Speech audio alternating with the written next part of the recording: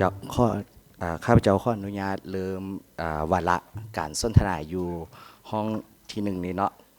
ก่อนอื่นข้อเหียนทานห้องผู้ว่าการธนาคารแห่งสปปลาวที่เคารพและนับถืออย่างสูงสบายดีบรรดาทานแขกที่มีเกียรติข้าพเจ้าสุหลวงแซงสุไลมีความภาคภูมิใจที่ได้รับเกียรติเป็นพิธีกรดำเนินเวทีสนทนาในครั้งนี้แล้วก็ขออนุญาตตั้งหน้าคณะจัดตั้งพิธีตอนรับบรรดาทานเข้าสู่งานเวทีสนทนาแลกเปลี่ยนคำคิดเห็นในหัวข้อการรักษาค่าเงินกีบและการคุ้มครองเงินตราต่างประเทศที่มีส่วนร่วมซึ่งวาระแลกเปลี่ยนในครั้งนี้ได้รับเกียรติเข้าร่วมจากท่านอรุณบุญยงรองผู้ว่าการธนาคารแห่งสปปลาวข้อสมเสยพร้อมเดียวกันนี้ก็มีบรรดาผู้เข้าร่วมจากธนาคารแห่งสปปลาวแขนงการเกี่ยวข้องและพร้อมด้วยธนาคารธุรกิจก็ได้ให้เกียรติเข้าร่วมอย่างพร้อมเพรียงข้อสมเสยบรรดาท่านที่นับถือและหักแพงหัวข้อวาระสนทนาของพวกเราอยู่ในห้องนี้และวันนี้ทั่วสังคมแมนให้ความสนใจโดยเฉพาะแมนในระยะหลังจากการเกิดการแพร่ระบาดของพยาธิโควิด -19 เนาะสังคมลาวคนลาวได้มีท่าเอียงสนใจต่อประเด็นและทิศทางการส่งเสริมการนำใช้เงินกีบและการคุ้มครองเงินตราต่างประเทศไล่ขึ้นเนื่องจากว่าการเปลี่ยนแปลงของค่าเงินกีบนั้นได้กระทบต่อชีวิตการเป็นอยู่โดยกวงของประชาชนฉะนั้นจุดประสงค์ของเวทีสนทนาของพวกเราในมื้อนี้ก็แม่นอยากยกให้บรรดาทานได้รับรู้และเข้าใจไล่ขึ้นต่อกับความสำคัญของการรักษาค่าเงินกีบและพวกเรานี้จะมีการคุ้มครองเงินตราต่างประเทศไปในทิศทางใดคือแนวใดซึ่งในวาระสนทนาในมื้อนี้ผู้เข้าร่วมยังสามารถประกอบส่วนโดยการแลกเปลี่ยนคำคิดเห็นกับผู้ร่วมสนทนาอยู่ถึงเวทีเนาะแล้วก็เฮ็ดให้มีเนื้อในการสนทนาในมื้อนี้มีเต็มไปด้วยความฟดฟืดและสามารถนำไปจัดตั้งพันขยายในตอนหน้าได้จริงฉะนั้นก่อนจะเข้าสู่วาระการสนทนาข้าพเจ้าขออนุญาตแนะนำผู้เข้าร่วมสนทนาก็คือท่านนางฟองกินดาแซงสุริวงศ์หัวหน้ากรมนโยบายเงินตราธนาคารแห่งสปปลาวท่านนางจันเทวีวันแก้วบุญพันธ์รองหัวหน้ากรมคุ้มครองเงินตราต่างประเทศธนาคารแห่งสปปลาวท่านปริญญาเอกสิทธิรสลาสผลหัวหน้ากรมนโยบายเศรษฐกิจและการเงินกระทรวงการเงิน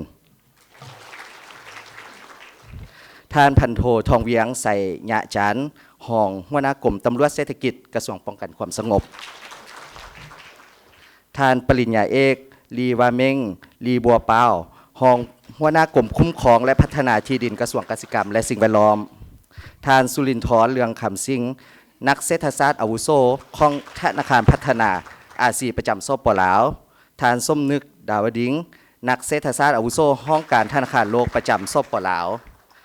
และผู้ดำเนินการสนทนาในครั้งนี้แมนแม่หญิงที่มีประสบการณ์ทางด้านการสนทนาทางในโครงเคสเศรษฐกิจและสตาร์ทอัพซึ่งปัจจุบันเพิ่นเป็นรองผู้อำนวยการธนาคารคำท่านนางสุภาพรสวนวงศ์เจ้า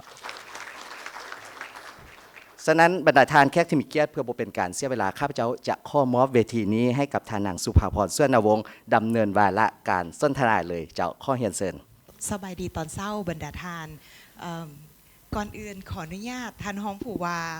มื้อนี้พวกเขาสิล้มกันหลายๆเรื่องเนาะฉะนั้นสิได้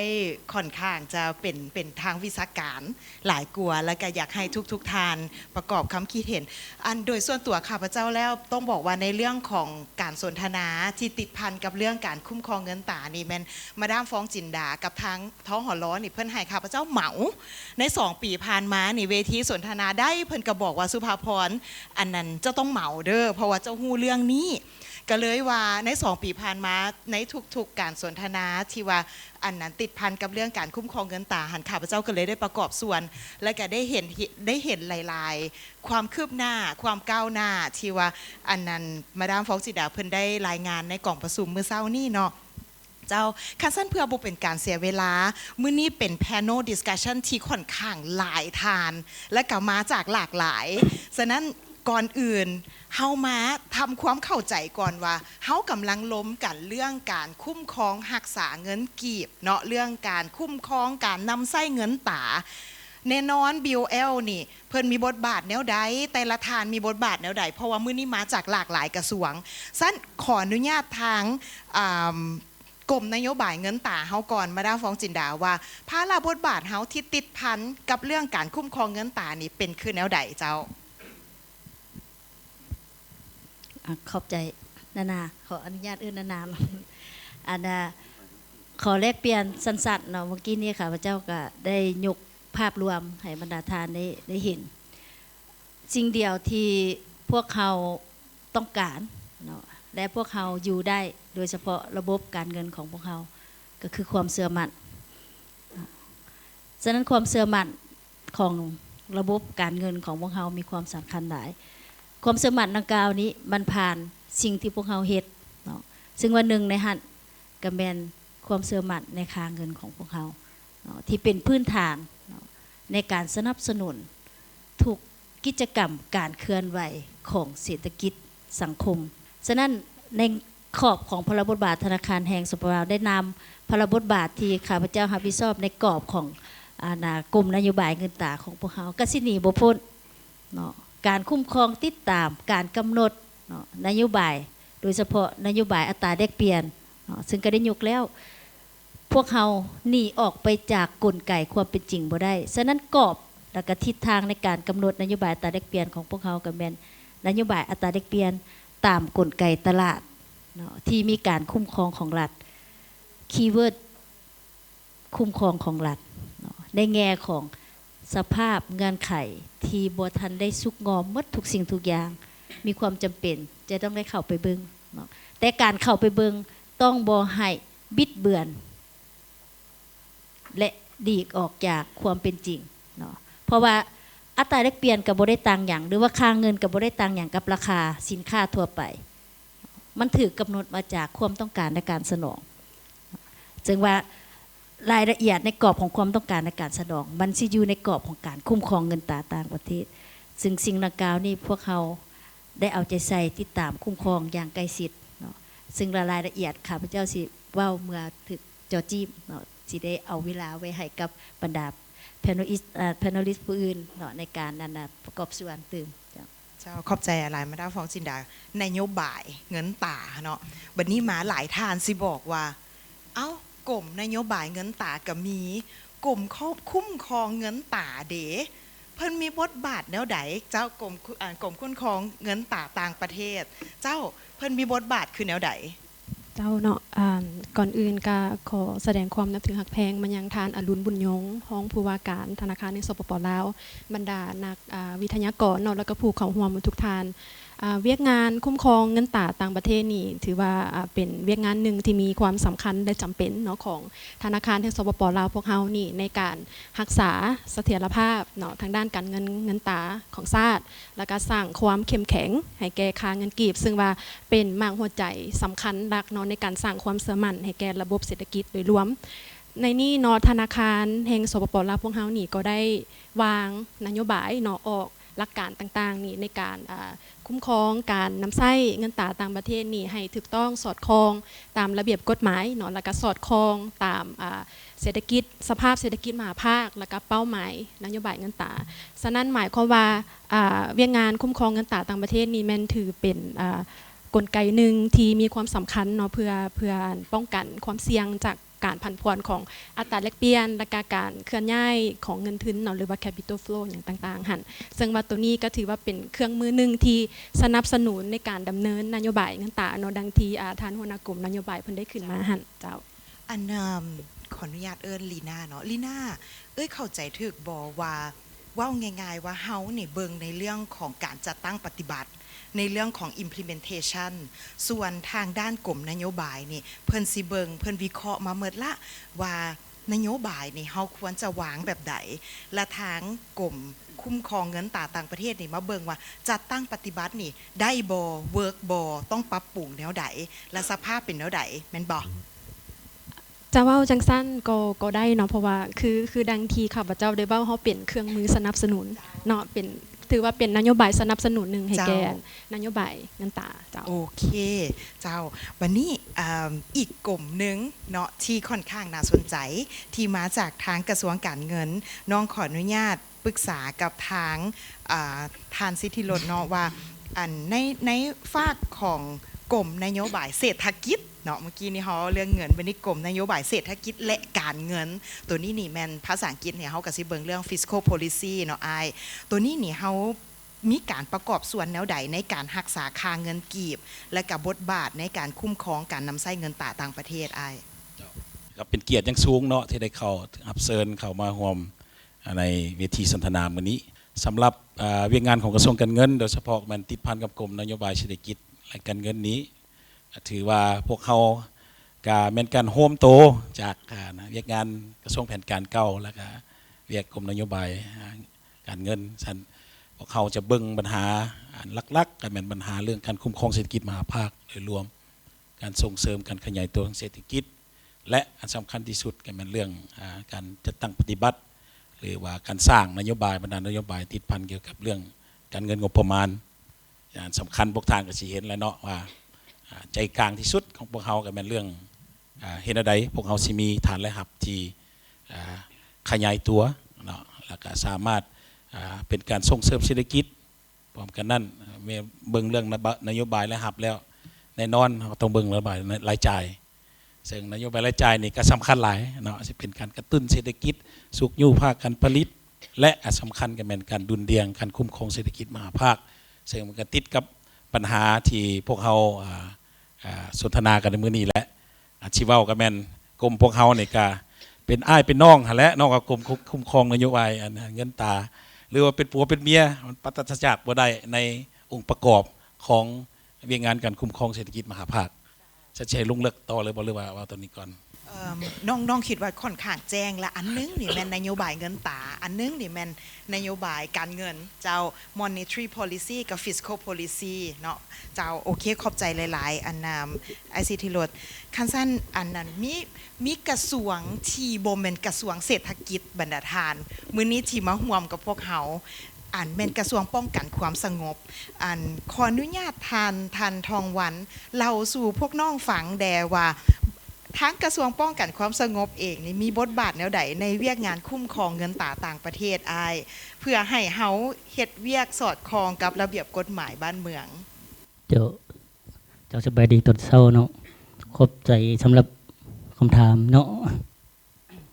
ถือว่าข้าพเจ้าต่างหน้าให้ทางกรมตำรวจเศรษฐกิจเนาะแล้วก็คือกรมใหญ่ตำรวจคนอื่นก็ขอเคารพนับถืออย่างสูงมายังท่านอรุณบุญยงในนามห้องผู้ว่าเนาะแต่ข้าพเจ้าก็รู้สึกเป็นเกียรติแล้วก็กรมประชุมวันนี้รู้สึกว่ามีความหมายสำคัญอย่างยิ่งเนาะเตือเป็นปัญหาที่เราได้กำลังที่แก้ไขในปัจจุบันในตัวหน้าคือกรมตำรวจเศรษฐกิจนี้ก็เป็นองค์การสืบสวนสอบสวนหนึ่งเนาะถือว่าอยู่ในกฎหมายได้กำหนดไว้นั่นแหละแต่อยู่ในกรมเศรษฐกิจนั้นจะมีแผนกดำเนินคดีเกี่ยวกับอาชญากรรมในโครงข่ายการเงินฟอกเงินเฉพาะเนาะเราถามว่าพระบทบาทของกรมที่เรามีอย่างแน่นะมันก็เบาเกี่ยวกับการดำเนินคดีเนาะในกรณีหากว่ามีบุคคลที่ว่าการทำผิดในโครงข่ายการเงินการฟอกเงินและอยู่ในประมวลกฎหมายกำหนดมันหลายมาตราแต่โดยเฉพาะเราดำเนินคดีเฉพาะในโครงข่ายเงินตรานี่มันเกี่ยวกับมาตราที่1ก็เกี่ยวกับการปลอมนำใช้เงินปลอมแล้วก็ปลอมเงินแล้วก็การละเมิดระเบียบการคุ้มครองเงินตราต่างประเทศแล้วก็การขนส่งเงินตราต่างประเทศผ่านสปป.ลาวในบรรดาด้านชายแดนสากลแล้วก็มีมาตราอื่นๆมันเกี่ยวพันกับโครงข่ายอาชญากรรมในด้านเศรษฐกิจนี้เนาะถือว่าการประสานสมทบพวกเราในระยะพันมาก็เป็นธนาคารการค้าธนาคารธุรกิจแล้วก็ธนาคารแห่งสปป.ลาวอาจจะมี MOU หรือว่าการกองประชุมร่วมเพื่อสกัดกั้นในต้านปัญหาที่ว่าภัยเงินเฟ้อหรือว่าอัตราแลกเปลี่ยนสูงหรือว่าในโครงข่ายการคุ้มครองเงินตราเนาะน่าใช่ถือว่าในมุมมองนี้แผนที่เราก็จะมีกองประชุมร่วมกับธนาคารแห่งสปป.ลาวโดยจะให้บันทึก MOU นำกันในการช่วยเหลือ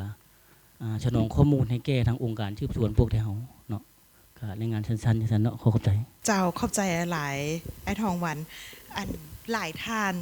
คือจะอยากฮู้ว่าเป็นอย่างมื้อนี้เฮามีกระทรวงกสิกรรม และสิ่งแวดล้อมมื้อนี้เฮามีทานลีวาเม้งมาร่วมนำทำอิฐข้าพเจ้าก็พยายามเดาตั้งแต่เช้าอยู่ว่าเฮาสิเว้าเรื่องอันการเงินแบบยืนยงบ่เฮาสิเว้าเรื่องหยังน้อท่านลีวาเม้งสวยไขข้อข้องใจให้น้องแดว่าในฝากของกระทรวงกสิกรรมและสิ่งแวดล้อมนี่พวกเขาประกอบส่วนแนวใดแท้ในการรักษาค่าเงินกีบและการคุ้มครองการนำใช้เงินต่างประเทศอ้าย เจ้าสบายดีบรรดาท่านก่อนอื่นแนวชีวอนมีหลายคัสซันขอว่าแบบสั้นๆเนาะอันที่หนึ่งดินมีเม็ดทรัพย์สินที่มีค่าฉะนั้นหลายคนต้องการดินให้เป็นทรัพย์สินของตัวเองเนาะฉะนั้นการได้ใบตาดินเป็นสิ่งที่ยั่งยืนว่าเป็นสิ่งทรัพย์สินที่ยืนยงมั่นคงมั่นเที่ยงแต่ว่าในภาคปฏิบัติตัวจริงพวกเขาเฮ็ดเวียกนำสำนักงานต้านการฟอกเงินนำกบตำรวจเศรษฐกิจหลายคนค้ายาเสพติดจะเอาเงินที่บ่สะอาดมาซื้อดิน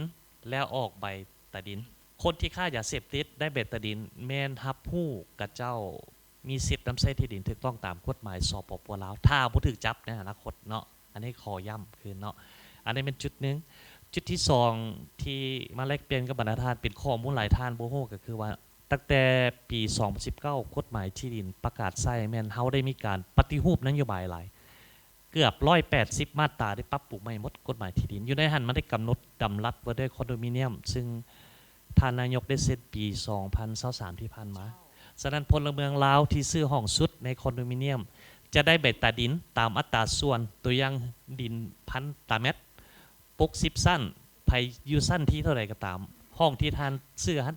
ไปหารให้100สั้นแล้วมาหารให้เนื้อที่ดินก็จะได้ 0.08 ตารางเมตรเฮาเอิ้นว่าออกอยู่ในใบจังยืนกรรมสิทธิ์ที่ดินเนาะอันนี้เป็นจริงแต่ว่าภาคปฏิบัติตัวจริงการซื้อขายที่ดินก็ตามที่มีบริษัทจัดซื้อดินรายนี่นะหรือว่าขายคอนโดมิเนียมก็ตามอันนี้ก็ยอมรับว่าท่านนางบุญคำวรจิตเวลาเป็นรัฐมนตรีกระทรวงทรัพยากรก็ได้ออกข้อตกลงกันด้วยการชำระคำแนะนำว่าด้วยการโอนใบตาดินนะต้องโอนผ่านธนาคารอันนี้นี่ปฏิบัติยังบ่ได้ดีเท่าที่ควรย้อนอย่างปัญหาเป็นผู้ซื้อแหละมาตรฐานกับเป็นผู้ซื้ออยู่ไปหาผู้ขายเขาจะเอิ้นเงินดอลลาร์เงินบาทลดเอิ้นเงินกีบมีหน่อยการสั้นปัญหาเป็นผู้ขายดินขายคอนโดพวกทานพุทธเนาะถึงวันนิติกรรมเขาออกมาก็ตามแต่จุดดีเวลามันมีการโอนห้องสุดบ่หรือมีการโอนดินเกิดขึ้นมันต้องจ่ายอากรรายได้ฮั่น 2% หันถือว่า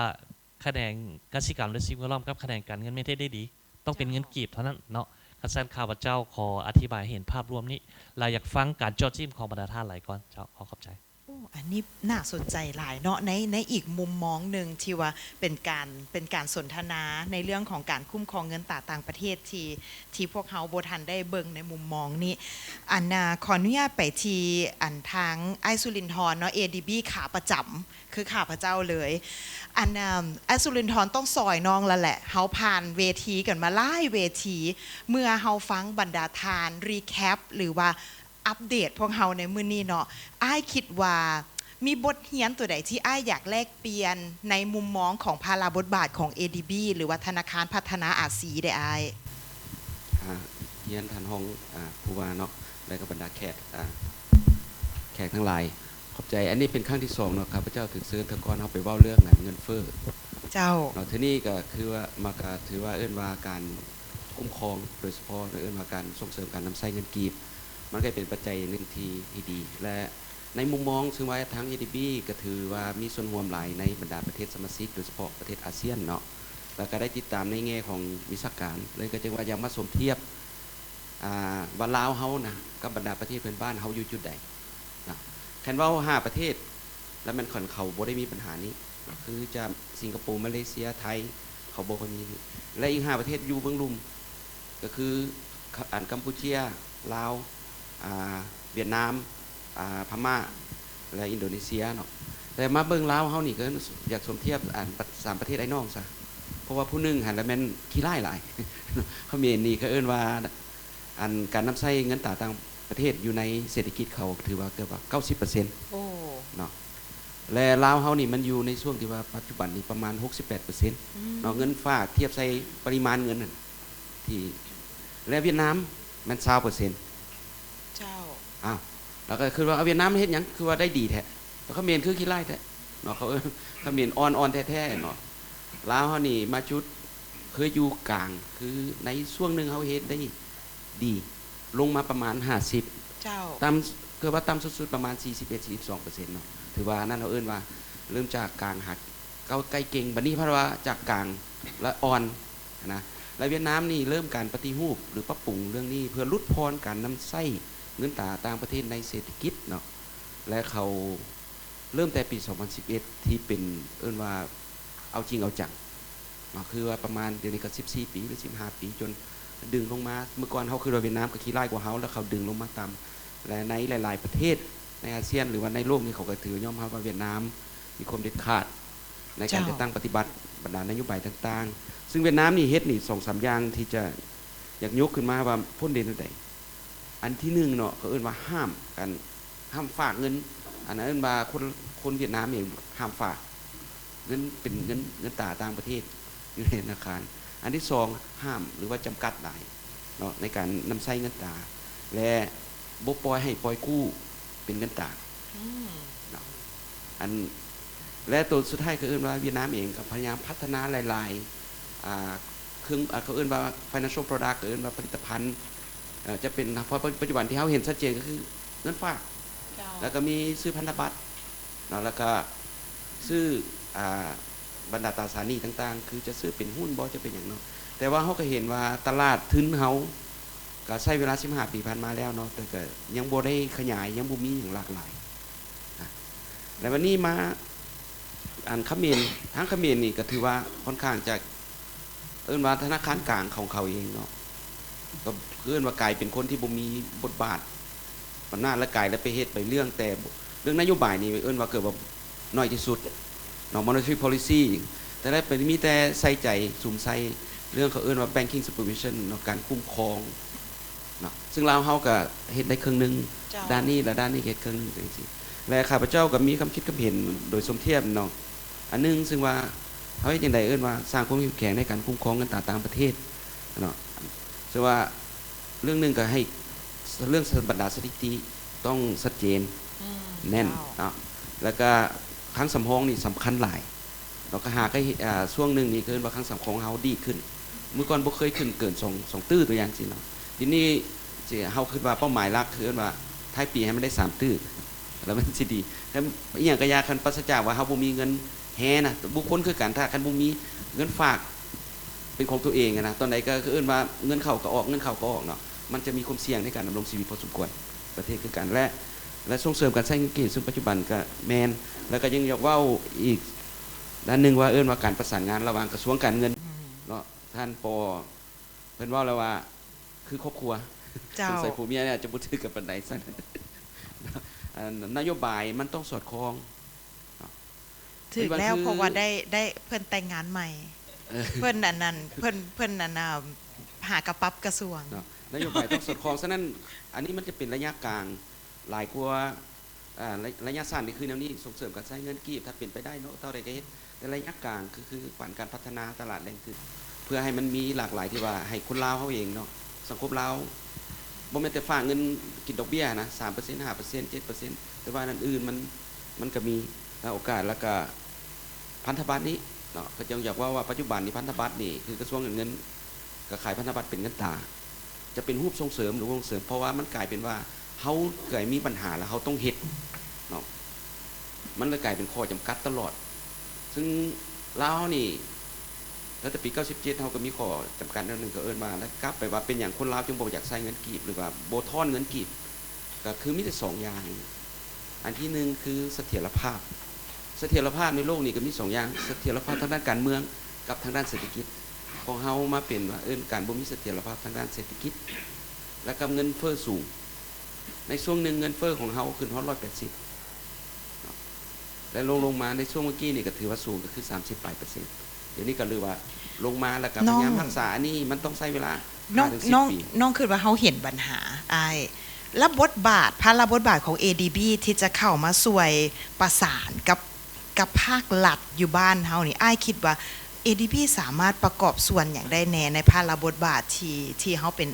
ลาว Resident Mission เจ้า ก็จะว่าในกรอบของนโยบายรวมของธนาคารบ่แม่นการ เอิ้นว่า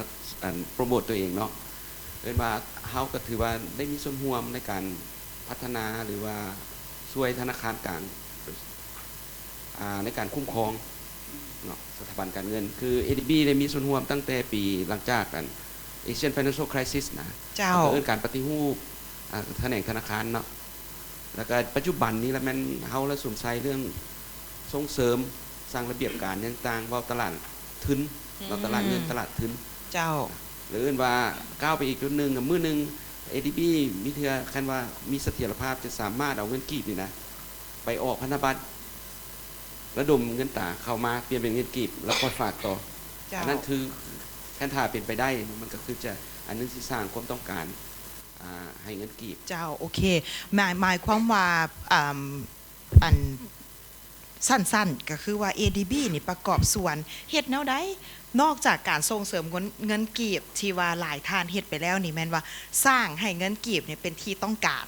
มีดีแมนเนาะน้องขออนุญาตไปที่ธนาคารโลกอันนี้ก็คือสิเป็นแบบว่าอันคู่ห่วม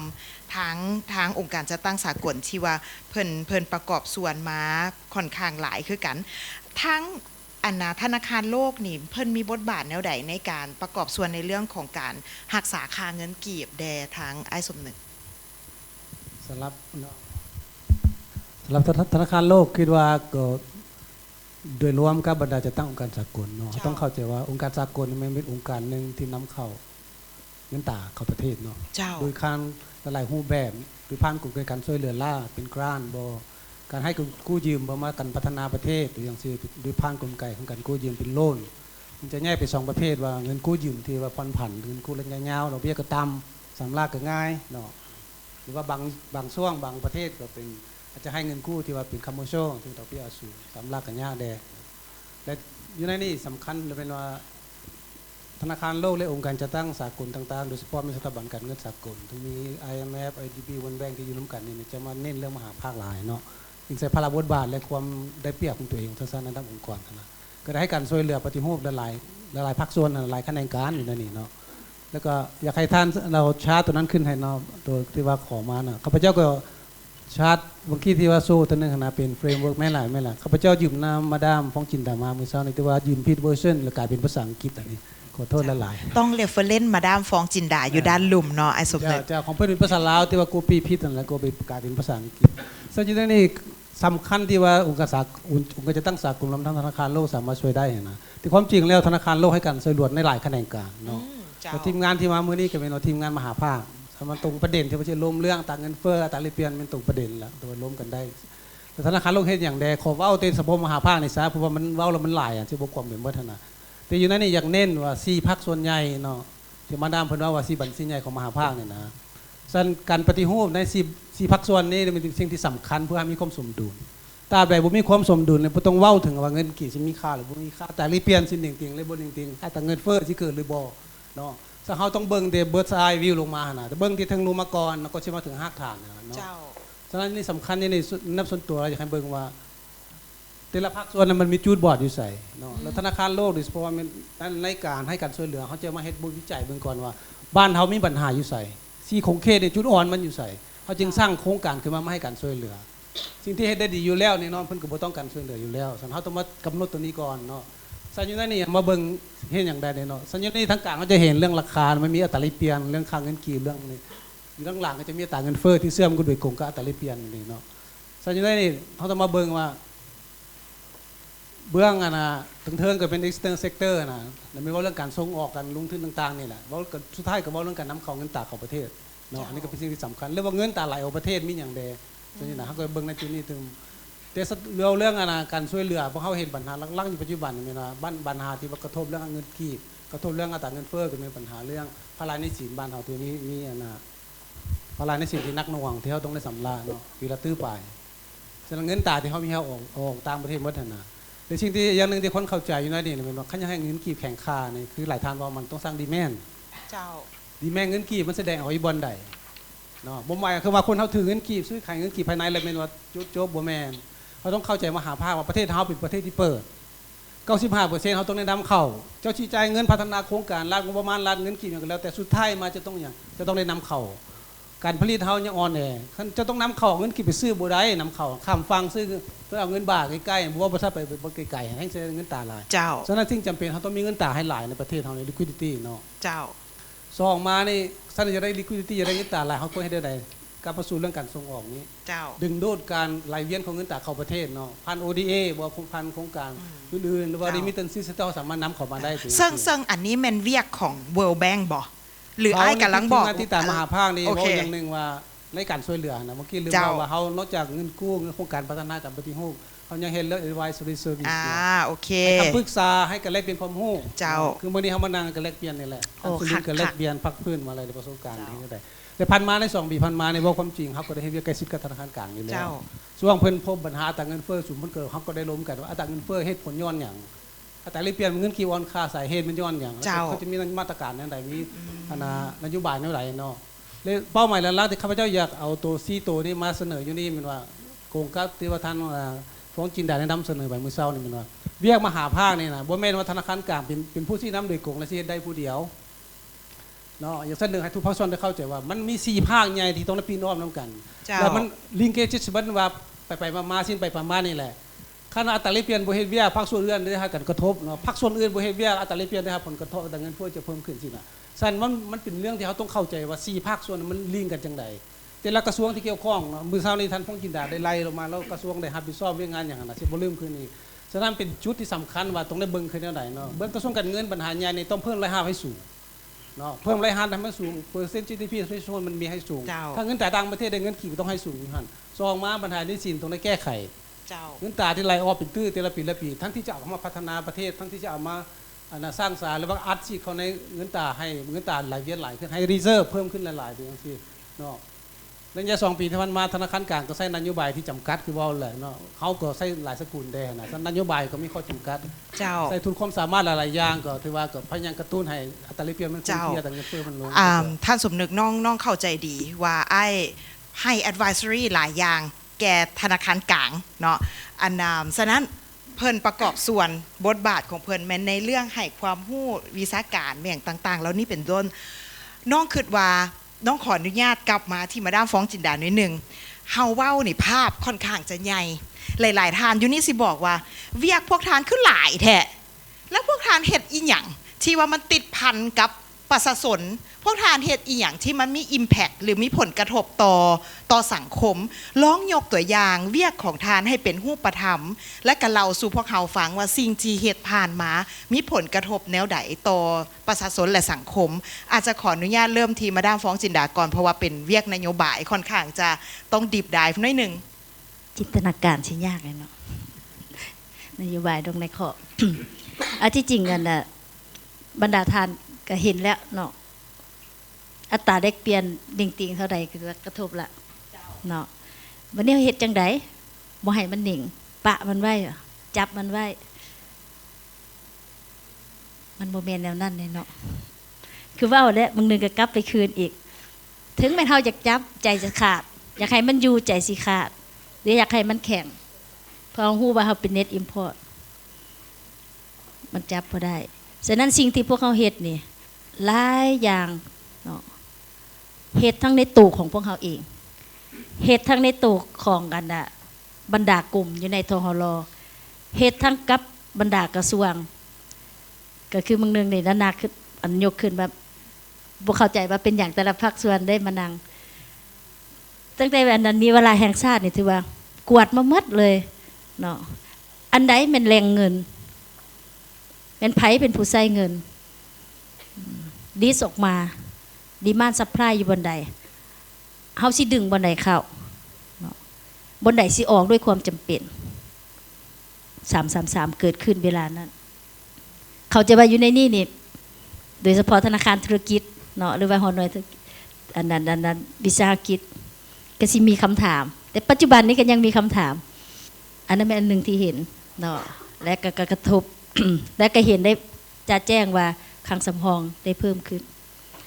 อันต่อมาเราต้องได้คุมเงินกีบผ่าน M2 เพื่อบ่ให้ไปกดดันค่าเงิน แล้วเฮาก็ไปเฮ็ดกับกระทรวงการเงินซึ่งว่าเวลาเดียวกันกระทรวงการเงินเพิ่นก็เห็นจุดบอดของเพิ่นเงินมันหัวเก็บรายรับบ่ได้แต่ว่าบ่แม่นบ่มีเงินบ่แม่นบ่มีกิจกรรมเศรษฐกิจเงินบ่รวมศูนย์ฉะนั้นเฮาเห็นในทิศทางเดียวกันเฮาแก้อันเดียวกันแต่ได้2จุดประสงค์รายรับกระทรวงการเงินเพิ่มขึ้น2023 2024งบของกระทรวงการเงินเกินดุลเริ่มจะตั้งปฏิบัติและเงินเข้ารวมศูนย์อยู่ธนาคารแห่งสปป.ลาวในกลางปี2024ปริมาณเงินที่เป็นเงินกีบลดลงในข้อจราจรเฮาเปิด LFX เพื่อดุลเดียงเงินตราต่างประเทศเนาะเฮ็ดให้ค่าเงินของพวกเฮาค่อยแข็งค่าขึ้นได้พิเศษเพื่อช่วยพื้นฐานทางด้านเศรษฐกิจพวกเฮาออกนโยบายสุกยู่การผลิตส่งเสริมการผลิตเป็นสินค้าต่ำเด็กที่93พันขยาย765 766เข้าไปสู่กิจกรรมที่มีทาแหงเคียงคู่กันนั้นก็มีกองทุนส่งเสริม SME อยากสร้างพื้นฐานเนาะเพื่อให้บ้านเฮามีเศรษฐกิจเพื่อกลุ่มตนเองก็สิไปลิงก์ใส่กับ Real Sector หั่นอันนี้เป็นเวียกยังจะต้องได้สืบต่อเนาะยังต้องได้เฮ็ดนำกันนะข้าพเจ้าขอยุกบางส่วนจังซั่นเจ้าน้องค่อนข้างมักเพราะว่าเมื่อกี้นี้ที่ทาง ADB ทางธนาคารโลกเนาะยกมาว่าอันนี้เด้อเป็นสิ่งที่ควรเฮ็ดซึ่งถ้าเฮากลับคืนมาเบิ่งว่าในปี2ปีที่ผ่านมานี่เฮาได้เฮ็ดหยังไปแล้ว1มันตัว333เนาะแล้วผลได้ก็คือว่าอันน่ะตัวค้างสำรองหันเพิ่มขึ้นเนาะนอกจากนี้ก็เป็นในเรื่องของ LFX หันเพื่อว่าเฮ็ดจังได๋ให้คนมาแลกเปลี่ยนในระบบเอาง่ายๆว่าสิ่งที่ทางธนาคารโลกสิ่งที่ทาง ADB แนะนำมานี่เพิ่นเทคเป็นแอคชั่นเพิ่นได้ลงไม้ลงมือเฮ็ดเนาะเฮ็ดจังได๋ให้สิ่งที่มันเกิดขึ้นอยู่ทางนอกที่มันบ่เป็น official เนาะที่มันเป็นนอกระบบนะเข้ามาในระบบให้ได้หลายที่สุดอันนี้น่าจะเป็นสิ่งที่ทางกรมนโยบายเงินตราและก็ทุกๆทานอยู่ในนี้พยายามเฮ็ดไปในหลวงเดียวกันวันนี้ในฝากของกรมคุ้มครองเงินตราต่างประเทศดิเลยนะเฮามีตัวอย่างใดที่ว่าเราสู่ทางพวกเฮาฟังแดที่เฮาเฮ็ดเป็นรูปธรรมแล้วมันก็มีหมากมีผลเจ้าเนาะก่อนหน้านี้ก็ได้เว้าภาพรวมเนาะกว้างๆเนาะคิดว่าหลายทานในนี่เนาะการสิฮู้จักเนาะติดพันกับกรมคุ้มครองเงินตราต่างประเทศแต่บางทานก็สิบ่ฮู้จักติดพันกับภาระบทบาทกรมคุ้มครองเงินตราต่างประเทศพวกเฮานี้ว่าพวกเฮาเฮ็ดนั่นเฮ็ดหยังแน่เนาะฉะนั้นขออนุญาตเนาะเว้าเนาะว่าหน้าเวียกที่พวกเฮาที่ก็คือกรมคุ้มครองเงินตราต่างประเทศนี่ได้เฮ็ดนี้ก็คือมีหยังแน่เจ้าอันที่1เนาะก็คือแน่นอนเนาะพวกเฮาก็ได้มีการค้นคว้าปรับปรุงออกนิติกรรมลุ่มกฎหมายเพื่อจะตั้งผันขยายกฎหมายว่าด้วยการคุ้มครองเงินตราต่างประเทศนั่นเนาะซึ่งว่าเฮาก็ได้ออกหลายนิติกรรมสมควรซึ่งว่า1ในหันนี่ก็จะมีตัวข้อตกลงว่าด้วยการคุ้มครองเนาะรายรับจากการส่งออกเนาะทางด้านการค้าและการบริการหรือว่าเว้าย่อๆก็แม่น333ดังที่ท่านหัวหน้ากลุ่มนโยบายหันยกขึ้นนอกจากนี้เฮาก็จะมีข้อตกลงว่าด้วยการนำใช้เงินตราต่างประเทศเนาะซึ่งว่าข้อตกลงดังกล่าวนี้มันก็จะลิงก์ไปถึงการส่งเสริมเฮ็ดจังใดนำใช้เงินตราอยู่ภายในประเทศให้ถูกต้องสอดคล้องกับกฎหมายเป็นการส่งเสริมเงินกีบเป็นในตัวเนาะเจ้าซึ่งว่าแล้วก็เฮาก็ยังมีนิติกรรมอื่นๆอีกซึ่งว่าจุดประสงค์ที่เฮาออกนิติกรรมดังกล่าวตัวนี้เนาะก็เพื่อว่ารับประกันคุ้มครองเนาะบ่ให้เงินตราต่างประเทศนี้ไหลออกเกินความจำเป็นเนาะแล้วก็เฮาก็ได้มีการรับประกันว่ามีการนำใช้เงินตราต่างประเทศอยู่ในขอบเขตที่เหมาะสมแล้วก็เป็นการคุ้มครองรายรับเนาะไปในตัวแล้วเวียกที่2เนาะที่ข้าพเจ้าอยากยกขึ้นก็คือว่ากรมคุ้มครองเงินตราต่างประเทศพวกเฮานี่ก็ได้มีการสุกยู่เนาะส่งเสริมการนำใช้เงินกีบเนาะส่งใช้เงินกีบนี่พวกเฮาเฮ็ดหยังแน่เนาะในนี่นั่นก็แน่นอนเนาะคือดังที่หลายๆองค์การจะตั้งสากลยกขึ้นเนาะก็คือสปป.ลาวพวกเฮานี่แม่นสิ่งท้าทายก็คือว่าพวกเฮานี่นำใช้สกุลเงินตราต่างประเทศเนาะถือว่าอยู่ในระดับสูงฉะนั้นเฮาสิเฮ็ดจังได๋เนาะเพื่อว่าให้คนนี่คอยหันมานำใช้เงินกีบ เนาะในการสำระสะสางอยู่ตลาดภายในของเฮานี่หลายขึ้นดังนั้นพวกเฮาก็ได้ออกหนึ่งในหันพวกเฮาก็ได้ออกนิติกรรมต่างๆเนาะคือข้าพเจ้าขออนุญาตยกขึ้นโตขอตกลงว่าด้วยการนำใช้เงินตราต่างประเทศหันจุดประสงค์ก็คือว่าผู้ประกอบการที่ต้องการรับสำระเป็นเงินตราต่างประเทศเนาะแม่นจะต้องได้มาขออนุญาตจากกลุ่มคุ้มครองเงินตราต่างประเทศก่อนแล้วข้าเจ้าก็จะมีพันธะเนาะในการประกอบส่วนขายเงินตราต่างประเทศให้แก่ระบบธนาคารเป็นอย่างจึงขายเนาะก็เนื่องจากว่าพวกเฮาหันบ่อยากให้ไปแลกเปลี่ยนอยู่นอกระบบก็คือว่าเมื่อข้าเจ้าแลกแล้วข้าเจ้าก็จะมีเงินกีบเนาะหับไส้เขาในเวียกงานบริหารของข้าเจ้าเองเนาะตอนนั้นแม่นข้าพเจ้ายกให้เห็นเนาะซึ่งว่าปัจจุบันนี้ก็มีหลายบริษัทเข้ามาสมควรเนาะที่ว่าเขามาขออนุญาตนี่เนาะและเคียงคู่กันนี่พวกเฮาก็ติดพันกับเวียกส่งเสริมการนำใช้เงินกีบเนาะพวกเฮาก็ได้ประสานสมทบเนาะเฮ็ดเวียกกับบรรดากระทรวงเกี่ยวข้องเนาะซึ่งว่าบรรดาทานนั่งอยู่ในนี่ก็ล้วนแล้วที่ว่าแม่นกรมคุ้มครองเงินตราต่างประเทศพวกเฮาได้เฮ็ดเวียกนํคือกระทรวงการเงินเนาะพวกเฮาก็ได้ปรึกษาหารือติดพันกับเฮาซีมีการค้นคว้าเนาะแนวโน้มที่ว่าสิเฮ็ดแนวใดให้มีการสำระเป็นเงินกีบหันหลายขึ้นขอถามเป็นความรู้แหนะขอโทษหลายๆตัดบทอันน่ะแน่นอนเนาะเวลาที่เฮาออกนิติกรรมอย่างมานะมันก็จะมีด้านบวกกับด้านลบในมุมมองของผู้จัดตั้งปฏิบัติในเวลาที่ว่าเฮาได้รับคำคิดคำเห็นจากผู้ประกอบการก็ดีหรือว่าจากทางธนาคารธุรกิจก็ดีเนาะทั้งกรมคุ้มครองเงินตราต่างประเทศนี่นะเอาฟีดแบ็กเรานี่ละกลับมาเฮ็ดแบบใดๆเจ้าภายหลังที่ว่าพวกเฮาได้รับฟีดแบ็กเนาะบ่ว่าจะแม่นจากเบื้องของสังคมจากผู้ประกอบการก็ดีนี่พวกเฮาก็ได้นำมาค้นคว้าเนาะพิจารณาเนาะโดยที่พวกเฮาเบิ่งสอดคล้องอันที่1เฮาเบิ่งว่าสอดคล้องกับนิติกรรมที่เฮาออกมาหรือบ่เนาะถ้าหากว่าสิ่งที่สังคมนั้นยกขึ้นเนาะสมเหตุสมผลตัวอย่างเนาะสมเหตุสมผลแล้วสามารถมีความเป็นไปได้แม้นพวกเฮาก็จะมีการทบทวนนิติกรรมเป็นแต่ละระยะอยู่แล้วเนาะเจ้าตัวนี้แม่นสิ่งที่อยากยกขึ้นเนาะและอันขออนุญาตเนาะอันเพิ่มเติมอีกนอกจากการนำใช้เงินกีบแล้วเนาะก็คือในยุคเสื่อมโยงสากลนี้พวกเฮานี่ก็ได้มีการร่วมมือกับบรรดาธนาคารประเทศเพื่อนบ้านเนาะก็คือในนี่ก็คือโดยเฉพาะเป็นการสุกยู่การสำระสะสางเป็นสกุลเงินท้องถิ่นเนาะแต่ว่าตัวนี้ให้เข้าใจอยู่ในนี่ว่าการสำระสะสางเป็นสกุลเงินท้องถิ่นในนี่บ่ได้หมายความว่าเฮาสิเอาสกุลเงินของประเทศเพื่อนบ้านเนาะมานำใช้สำระใช้จ่ายทั่วไปอยู่ในตลาดภายในการสำระสินค้าของพวกเฮานี่ก็คือสิ่งที่ข้าพเจ้าอยากเว้าก็คือว่าการสำระเนาะที่เป็นสกุลเงินท้องถิ่นในนี่ตัวอย่างก็คือกีบหยวนกีบด้งเนาะตัวนี้ก็คือเพื่อสำระสะสางทางด้านการค้าและการลงทุนระหว่างประเทศเท่านั้นเนาะเจ้าและนอกจากนี้พวกเราก็ได้มีการคุ้มครองเนาะถูกรายรับที่เป็นเงินตราต่างประเทศรับประกันให้เข้าสู่ระบบธนาคารทันหลายขึ้นซึ่งวันหนึ่งในหันก็จะมีติดพันกับทางด้านการค้าระหว่างประเทศเนาะก็สิติดพันกับตัว333เนาะก็คิดว่าหลายท่านก็สิเข้าใจติดพันกับบทบาทตัวนี้เนาะแล้วนอกจากนี้หันก็จะติดพันกับเรื่องเฮาก็คุ้มครองรายรับติดพันกับ FDI เส้นเดียวกันเจ้าซึ่งว่าตัวนี้พวกเราก็ได้มีการติดตามและก็มีการประกอบส่วนเนาะเข้าร่วมในการเจรจาสัญญาสัมปทานอยู่ในระยะใหม่นี่เพื่อว่ารับประกันเฮ็ดจังไดเนาะให้สัญญาสัมปทานนี่ให้ปฏิบัติตามระเบียบกฎหมายคุ้มครองเงินตราต่างประเทศอยู่ในระยะใหม่แล้วอันที่สำคัญเนาะนอกจากเวียกคุ้มครองต่างๆแล้วเนาะที่สำคัญก็คือเราต้องมีการติดตามกวดกาซึ่งว่าในหันพวกเราก็ได้มีการลงกวดกาเนาะการจัดตั้งปฏิบัติเนาะกับบรรดาธนาคารธุรกิจอย่างต่างๆเนาะแล้วเราก็ได้มีการประสานสมทบกับเบื้องของกระทรวงป้องกันความสงบเส้นเดียวกันเนาะก็คือโดยเฉพาะเป็นกรมตำรวจเศรษฐกิจนี่ในการลงกวดกาการแลกเปลี่ยนเงินตราเนาะที่ผิดกฎหมายเนาะแล้วก็หรือว่าห้ามแลกเปลี่ยนที่แบบว่าเฮาสั่งปิดไปอยู่แล้วแต่ว่าก็ยังมีการเคลื่อนไหวตัวนี้แม่นพวกเฮาได้ประสานสมทบยังเป็นปกติเพื่อรับประกันเสถียรภาพเจ้าอันน้องขออนุญาตไปที่ไอสุรินทร์นิดนึง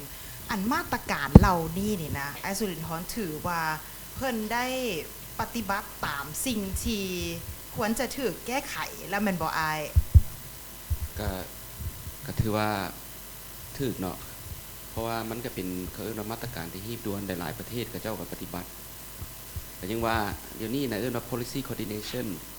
คือตัวอย่างคืออันเรื่องอันเพิ่นบัญชีเงินฝากของคลังเงินเนาะเมื่อก่อนนี่ก็ยากก่อนที่ว่าสิสังรวมตรงนี้ได้ใช้เวลาหลายปีแล้วเดือน7ปีกายเพิ่นตัดสินใจจัดการก็คือได้ให้รุดพรเรื่องเขาเอิ้นว่าอันการเคลื่อนไหวของเงินเขาเอิ้น velocity เนาะได้ลดลงนะครับสามารถประเมินปริมาณเงินจราจรอยู่ในเศรษฐกิจ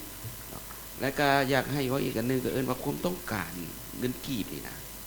อันที่หลักๆก็เป็นภาครัฐเนาะโดยเฉพาะกระทรวงการเงินก่อนพอปัจจุบันเขาก็เบิ่งว่า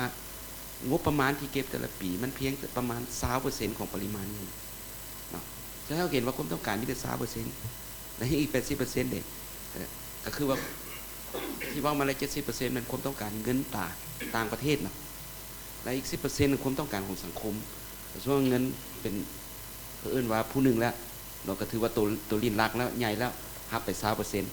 10% ของสังคมเฮ็ดจังได๋ค่อยๆลดลงไปมื้อนึงการเก็บรายรับนี่เนาะจะเป็นตัว1ตัว4บอกแต่มื้อนึงเฮาเก็บได้ 30% ของ GDP นะปัจจุบันนี้คาดหวังว่าสิเก็บได้ประมาณ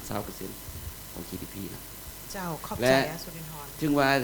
มาตรการระยะกลางก็คือจนฮอดระยะไกลก็คือว่าอะไรการห้ามบ่แม่นห้ามก็คือผู้นึงต้องเริ่มและสังคมจะปั๊บไปกับบรรดามาตรการต่างๆหรือว่านโยบายต่างๆก็คือ333สุดท้ายมาตอนอีกเบื้องต้นที่เฮ็ดไปภาคธุรกิจโจมตีละเป็นอย่างเงินของข่อยจะไม่จำกัดเงินของข่อยจำกัดค่อยๆจัดไปเนาะบังคับไปเดือนนั้นอีกยากเดือนที่2ง่ายขึ้นสุดท้ายทุกคนก็เริ่มปฏิบัติตามโดยเฉพาะเรียกว่าบริษัทต่างประเทศเจ้าเพิ่นหัวรักแรงกว่าแม่นอันนี้น้องก็ได้ฟีดแบ็กเดียวกันอันเมื่อกี้นี่เห็นอันICT รถก็ยิ้มใส่ไอสุรินทร์เนาะไอสุรินทร์ก็อันนั้นเล็งมาที่กระทรวงการเงินก็เลยว่าอยากขออนุญาตปรึกษาอ้ายว่าอันนั้นอ้ายกับคือเป็นความหวังของหมู่บ้านและมาณจุดนี้เนาะอันนั้นไอตีมีอันคิดว่าสิ่งที่เฮาได้เฮ็ดไปแล้วหรือว่าสิ่งที่ตั้งอกตั้งใจจะเฮ็ดให้เป็นรูปธรรมเพื่อช่วยส่งเสริมการนำใช้เงินกีบและก็ติดพันกับบรรดากระทรวงเกี่ยวข้องมีอย่างใดอ้ายเจ้าขอบใจบรรดาท่านที่แนมมาเบิ่งกระทรวงการเงินท่านข้าพเจ้าอยากยกให้ประธานเห็นปัญหาของเศรษฐกิจมาภาคกันแน่นอนปัจจัยที่สำคัญกันเป็นเรื่องค่าเงินเรื่องการคุ้มครองเงินตราเนี่ยแหละท่านทุกทั้งมวลที่พวกเราเฮ็ดนี่ก็แม่นแน่ใส่เพื่อ1แน่นมันเป้าหมายตัวนี้พระเจ้าอยากเห็นถ้าเห็นบรรดาท่านเห็นปัญหาของเวียกงานงบประมาณมันอยู่3-4ปัญหาในระยะผ่านมาเนี่ยพวกเราทานรายรับพวกเขาเนี่ยมันจำกัดมันบ่เพียงพอสั่นซะมันมีการหัวไหลมันมีการยกเว้นสั่นระยะผ่านมาเห็นงบประมาณไปตามความต้องการของการพัฒนาบ่ได้ไปเบิ่งฐานการขยายฐานรายรับซึ่งมันมีการขยายตัวซ่านั่นคือปัญหาที่1ปัญหาที่2แม่นเรื่องรายจ่ายเบื้องรายจ่ายพวกเขาก็มีการรายจ่ายที่บ่มีประสิทธิภาพสิผลในหลายหั่นแหละสั่นในหันติดพันมันก็มีการกู้ยืมจำนวนหนึ่งเพื่อมาสนับสนุนเรื่องความต้องการของพัฒนาในการพัฒนาเศรษฐกิจสังคมของพวกเขาและฉันก็มีความจำเป็นในการกู้ยืมฉันมันจึงเกิดให้ปัญหาการขาดดุลงบประมาณที่ซ้ำเฮือในระยะผ่านมาฉันปัญหาหลักๆที่ติดพันกับกระทรวงการเงินแม่นเรื่องปัญหาหนี้สินฉันหนี้สินมันจะเป็นการกดดันหมดทุกระบบของเศรษฐกิจภาคการผลิต real sector ภาค monetary policy ภาคการค้าอย่างต่างๆฉันปัญหาดังกล่าวนี้นับแต่ปี2021-22เขาจะตั้งปฏิบัติวาระแห่งชาติทิ้งพวกเขาก็มีนิติกรรมมีกลไกหลายอะไรต่างแต่ว่ามันบ่ทันหันเข้าเกี่ยวแบบพัดแน่นฉันเฮาเฮ็ดอย่างแน่เนี่ยผ่านมาเพื่อช่วยลดพรความกดดันโดยเฉพาะเป็นปัญหาทางหนี้สินอันที่1น่ะเฮ็ดจังได๋เฮาจึงต้องเพิ่มฐานรายรับของพวกเขาเพิ่มขึ้นให้หลายเดี๋ยวนี้เฮาก็จาก 16% เนาะช่วงโควิดเดี๋ยวนี้เฮาก้าวเข้ามาอยู่19เกือบ 20% ก็ถือว่าเป็นท่าก้าวที่ดีนี่ก็ยังบ่ทันเพียงพอกับเจ้าคิดว่าเนาะฉะนั้นเฮาตั้งไปใน5ปีต่อหน้านี่ระดับ 21-22% แต่ก็ challenging ก็นั่นแหละมันมีหลายอย่างซั่นสิ่งที่เฮาเฮ็ดนี่การหันเป็นทันสมัยมันอันสำคัญที่สุดในการนั้นคะแนนการเงินก็เห็นว่ามันก็ คอยเป็นรูปธรรมหลายขึ้นบ่ว่าดังด้านภาษีอากรบ่ว่าทางด้านรายรับงบประมาณอันนั้นที่เป็นอันนั้นเบื้องรายจ่ายเนาะพวกเขามีพัฒนาเรื่องระบบหลายสำคัญเป็นภาษีนี่พวกเขารวมศูนย์ช่วยธนาคารส่วนหนึ่งกันเป็นเรื่องการติดตามกันนี่แหละการนำเข้าส่งออกบรรดามูลค่าตัวเลขตัวพาอย่างต่างๆไปช่วยในการติดตามเงินเข้าเงินออกอย่างต่างๆอันนี้พวกเขาก็ได้ลงทุนใช้หลายเรื่องอันอากรกับเป็นเรื่องระบบแท็กลิสหลายๆระบบที่นั่นเพื่อให้ได้ดึงหัวหน่วยเพราะว่าหลายหัวหน่วยพวกเขามันเป็นอินโฟเมลิตี้ปัญหาของพวกเขานะสั้นให้ได้ดึงเขามาในระบบเพื่อเก็บและหับทานและหับเกิดขึ้นสั้นการหันเป็นสมัยนี้สำคัญหลายรวมถึงระบบทรัพย์สินเรื่องเอมิสการคุ้มครองแรงและหับต่างๆทรัพยากรธรรมชาติและอีกอันนึงที่พวกเหตุหรือกับปรับปรุงเรื่องนั้นนิติกรรมและการหันเป็นทันสมัยอยู่ในเบื้องรายจ่ายอันนี้พวกเขาพยายามเห็นได้ชี้ให้พวกเขาลดพรกันไปกู้ยืมใหม่ที่เป็นเงินตาแต่ในเมื่อรายหับพวกเขาสามารถก้าวขึ้นมาระดับ20% 21% ของ GDP นี่เขาจะมีรูมเนาะ fiscal space ส่วนหนึ่งที่จะมาช่วยแก้ไขหนี้สินอันใดอันหนึ่งที่จำเป็นอันที่สองก็เป็นปรับโครงสร้างของรายจ่ายโดยเฉพาะนี่แหละความจำเป็นของเงินเดือนเงินงำเดือนหรือว่าภาคการไปลงสู่การพัฒนาอันนี้สำคัญเนาะและอีกอันนึงที่สำคัญอยากยกนี่ก็เป็นเรื่องการคุ้มครองหนี้สินการคุ้มครองหนี้สินนี่ก็พระเจ้าติดพันเรื่องปัญหาของการปฏิรูปรัฐวิสาหกิจซึ่งกระทรวงการเงินพวกเขากับพยายามเพราะว่าสาเหตุที่สำคัญที่สุดอยู่ในหันกับแผ่นหนึ่งเรื่องการประสิทธิภาพประสิทธิผลของภาครัฐวิสาหกิจของพวกเขานี่มันยังมันสร้างหนี้สร้างสินนั่นแหละว่าง่ายๆกันราคาเดี๋ยวนี้พวกเขาก็พยายามหันการแก้ไขหนี้สินนี่ก็หันใส่ระหับที่มันพวกเขาเพิ่มขึ้นหันมาเบิ่งคืนการเจรจาคืนเลื่อนการเจรจาส่วนหนึ่งกับมันเบิ่งคันสิกู้ยืมเนี่ยเขาก็มีเพดานในการกู้ยืมแล้วก็เบื้องเงินไขต่างๆที่พวกเขาอันนี้ก็มันช่วยลดพรความต้องการเงินตาในระบบของเศรษฐกิจของพวกเขาเนาะอันนี้มันอยากยกอันใหญ่ๆให้พวกท่านเห็นและพร้อมกันนั้นหลายท่านก็ตั้งปัญหาว่ากระทรวงการเงินคือบหันไปใช้น้ำกีบสร้างความดีมานให้แก้เงินกีบอันนี้พวกเขาก็หู้นะพวกเขาก็เห็นเวียกนำกันกับเบื้องธนาคารคือว่าพวกเขาก็สิคอยหันไปทีละหน่อยเจ้าคือว่าปัญหาของมันก็คือความต้องการการชำระหนี้สินนี่แหละที่ว่ามันยังอยู่ในระดับที่สูงสันขาเขาคอยสะลอเนาะสำคัญกับมันกับปฏิรูปรายรับของพวกเขาได้มันก็สิคอยให้ความต้องการเงินเพื่อไปชำระสะสางหนี้สินนั่นมันก็ใครขึ้นเดี๋ยวนี้เขามีความจำเป็นสั้นก็คือว่าอันนี้พวกเขาสิได้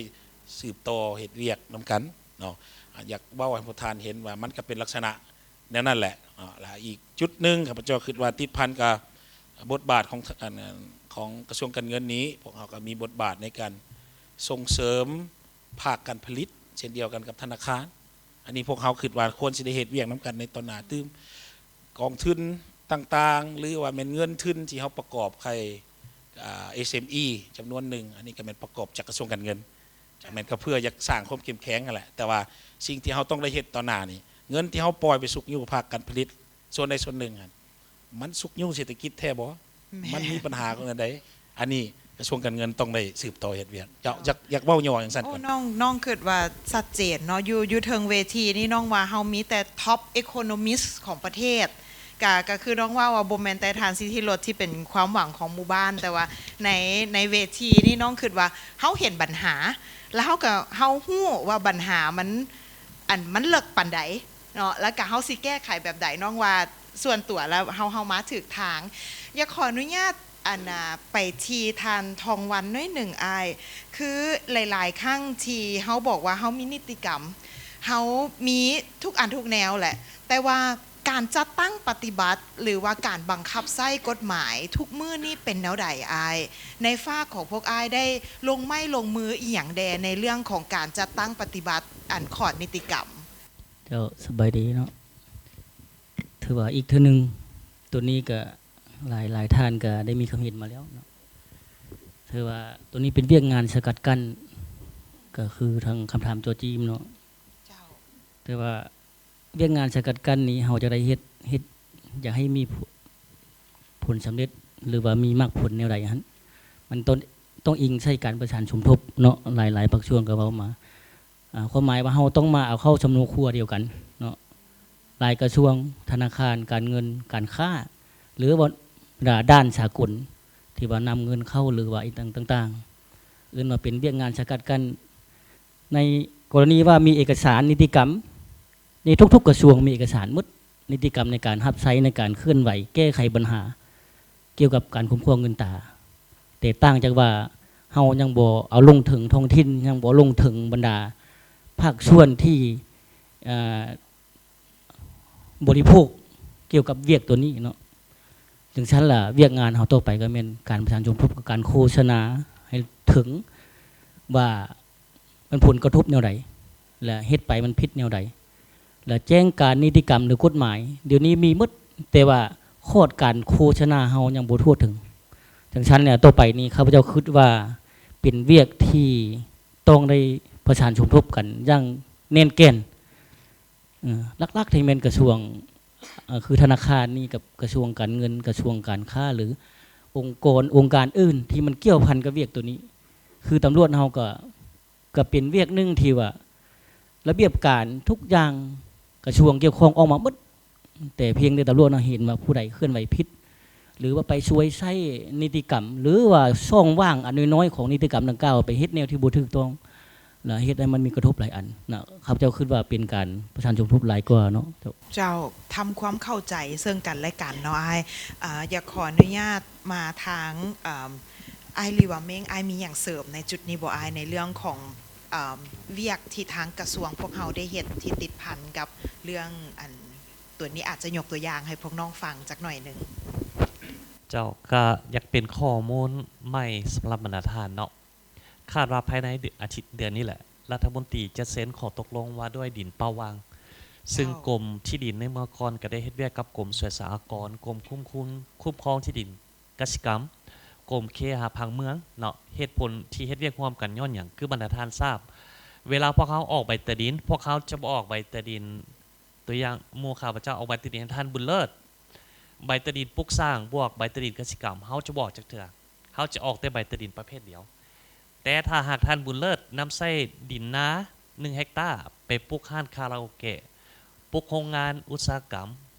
ปลูกสร้างเฮือนคะแนนสวยสาหกรณ์เขาจะเก็บตามประเภทการนำไส้ที่ดินเนาะอันนี้เป็นสิ่งที่เราประกอบส่วนและถ้าออกมานี้แล้วจะเพิ่มการเก็บรายรับเข้าสู่การเก็บรายรับเป็นเก็บแต่เป็นเงินกีบเลยเวลาเขาถอกให้ภาษีที่ดินและรายท่านกันตามติดตามรายท่านจะรู้ว่าในปีที่ผ่านมาสภาแห่งชาติได้รับรองกฎหมายว่าด้วยอากรที่ดินหรือภาษีที่ดินเขาใส่มา30 ปีรัฐบัญญัติ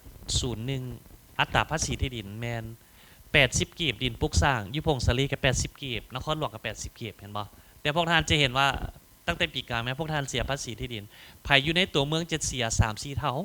แต่ภายอยู่เขตนอกไปดอนนูนลงไปจะเสียลดลงดีใจ